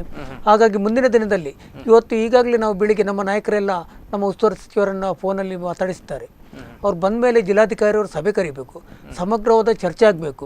ಒಂದು ವೇಳೆ ಆಗದಿದ್ದ ಇಲ್ಲ ಅಂತ ಇದ್ದಿದ್ದ ಪಕ್ಷದಲ್ಲಿ ಉಭಯ ಜಿಲ್ಲೆಯಲ್ಲಿ ನಾವು ಬೀದಿಗಿಳಿದು ಹೋರಾಟ ಮಾಡ್ತೇವೆ, ಎಲ್ಲರನ್ನೂ ನಾವು ಟಾರ್ಗೆಟ್ ಮಾಡ್ತೇವೆ. ಬೀದಿಗಿಳಿದು ಅದಕ್ಕಾಗುವಂಥ ಅನಾಹುತಿಗಳು ಎಲ್ಲದಕ್ಕೂ ಕೂಡ ಸರ್ಕಾರ ಮತ್ತು ಜಿಲ್ಲಾಡಳಿತವೇ ಹೊಣೆ ಎಂಬುದನ್ನು ಈ ಸಂದರ್ಭ ಹೇಳಲಿಕ್ಕೆ ಇಚ್ಛೆ ಪಡ್ತಾ ಇದ್ದೇವೆ. ಓಕೆ ಸರ್, ಇಷ್ಟೊತ್ತು ನಮ್ಮ ಚರ್ಚೆಗೆ ಒಂದು ಭಾಗವಹಿಸುತ್ತೆ, ಧನ್ಯವಾದ. ಎಸ್ ವೀಕ್ಷಕರೇ, ನೀವು ಕಾರ್ಯಕ್ರಮವನ್ನು ನೋಡಿದ್ದೀರಿ. KA20 ಮತ್ತು KA19 ಗಾಡಿಗಳಿಗೂ ಕೂಡ ವೆಹಿಕಲ್ಗಳಿಗೂ ಕೂಡ ಟೋಲನ್ನು ಸಂಗ್ರಹಕ್ಕೆ ಮುಂದಾಗಿರುವಂಥದ್ದು. ಹಾಗಾದ್ರೆ ಒಂದು ರೀತಿಯಾಗಿ ಹಗಲು ದರೋಡೆ ಮಾಡ್ತಾ ಇದ್ದಾರಾ ಇವರು ಅಂತ ಈಗ ನವಯುಗ ಕಂಪನಿಯವರು ಏನು ಕಾಮಗಾರಿಯನ್ನ ವಹಿಸಿಕೊಂಡಿದ್ದಾರೆ, ಇಲ್ಲಿವರೆಗೂ ಕೂಡ ಪರಿಪೂರ್ಣ ವ್ಯವಸ್ಥೆಯಲ್ಲಿ ಕಾಮಗಾರಿಯನ್ನು ನಡೆಸಿಕೊಂಡು ಹೋಗದೇ ಇರುವಂಥದ್ದು. ಒಂದು ಕಡೆ ಫ್ಲೈಓವರ್ ಆಗಿರ್ಬೋದು ಅಥವಾ ಅಂಡರ್ ಪಾಸ್ ಆಗಿರ್ಬೋದು, ಸರಿಯಾದಂತಹ ವ್ಯವಸ್ಥೆಯಲ್ಲಿ ದಾರಿದೀಪ ಆಗಿರ್ಬೋದು, ಮತ್ತೆ ಬೇಕಾದಲ್ಲಿ ಕೂಡ ಎಲ್ಲೆಂದರಲ್ಲಿ ಬ್ಯಾರಿಕೇಡ್ಗಳನ್ನು ಹಾಕಿರುವಂಥದ್ದು. ಹೀಗಾಗಿ ಏನು ಚತುಷ್ಪಥ ರಾಷ್ಟ್ರೀಯ ಹೆದ್ದಾರಿ ಕಾಮಗಾರಿ ಆಗ್ತಾ ಇದೆ, ಸಾಕಷ್ಟು ಚರ್ಚೆಗಳನ್ನು ಹುಟ್ಟು ಹಾಕಿಸ್ತಾ ಇದೆ. ನವಯುಗ ಕಂಪನಿಯವರು ಹೇಳುವ ಪ್ರಕಾರ ನಮಗೆ ಫಂಡ್ ಇಲ್ಲ ಅನ್ನುವಂತಹ ಮಾತನ್ನು ಹೇಳ್ತಾ ಇದ್ರು. ಹಾಗಾಗಿ ಆಕ್ಚುಲಿ ರೂಲ್ಸ್ ಪ್ರಕಾರ, ಕಾನೂನು ಪ್ರಕಾರ ಏನಿದೆ 60 ಕಿಲೋಮೀಟರ್ ಒಂದು ಕಡೆ ಟೋಲ್ ಇರಬೇಕು ಅಂತ ಇದೆ. ಹಾಗಾಗಿ ಅದನ್ನೆಲ್ಲ ಕೂಡ ಗಾಳಿಗೆ ತೂರಿ ಬೇಕಾದಲ್ಲಿ ಟೋಲನ್ನು ಸಂಗ್ರಹ ಮಾಡ್ತಾ ಇದ್ದಾರೆ. ಒಂದು ರೀತಿಯಾಗಿ ಹಗಲು ದರೋಡೆ ಮಾಡ್ತಾ ಇದ್ದಾರೆ. ಇದರಿಂದ ಜನಸಾಮಾನ್ಯರು ತತ್ತರಿಸ್ತಾ ಇದ್ದಾರೆ. ಆದಷ್ಟು ಬೇಗ ಸಂಬಂಧಪಟ್ಟಂತಹ ಅಧಿಕಾರಿಗಳಾಗಿರ್ಬೋದು, ಜನಪ್ರತಿನಿಧಿಗಳಾಗಿರ್ಬೋದು ಎಚ್ಚೆತ್ತುಕೊಂಡು ಸೂಕ್ತವಾದಂತಹ ಕ್ರಮವನ್ನು ಕೈಗೊಳ್ಳಬೇಕು. ಇಲ್ಲದಿದ್ರೆ ಈ ಹೋರಾಟ ಉಗ್ರವಾಗಿ ಇರ್ತದೆ ಅನ್ನುವಂತಹ ಮಾತು ಕೂಡ ಸಂಬಂಧಪಟ್ಟವರು ಹೇಳ್ತಾ ಇದ್ದಾರೆ ಅಂತ ಹೇಳ್ತಾ ಈ ಕಾರ್ಯಕ್ರಮವನ್ನು ಮುಗಿಸ್ತಾ ಇದ್ದೇನೆ. ಸುದ್ದಿ ಹಾಗೂ ಮನೋರಂಜನೆಗಾಗಿ ನೋಡ್ತಾ ಇರಿ ಸ್ಪಂದನ.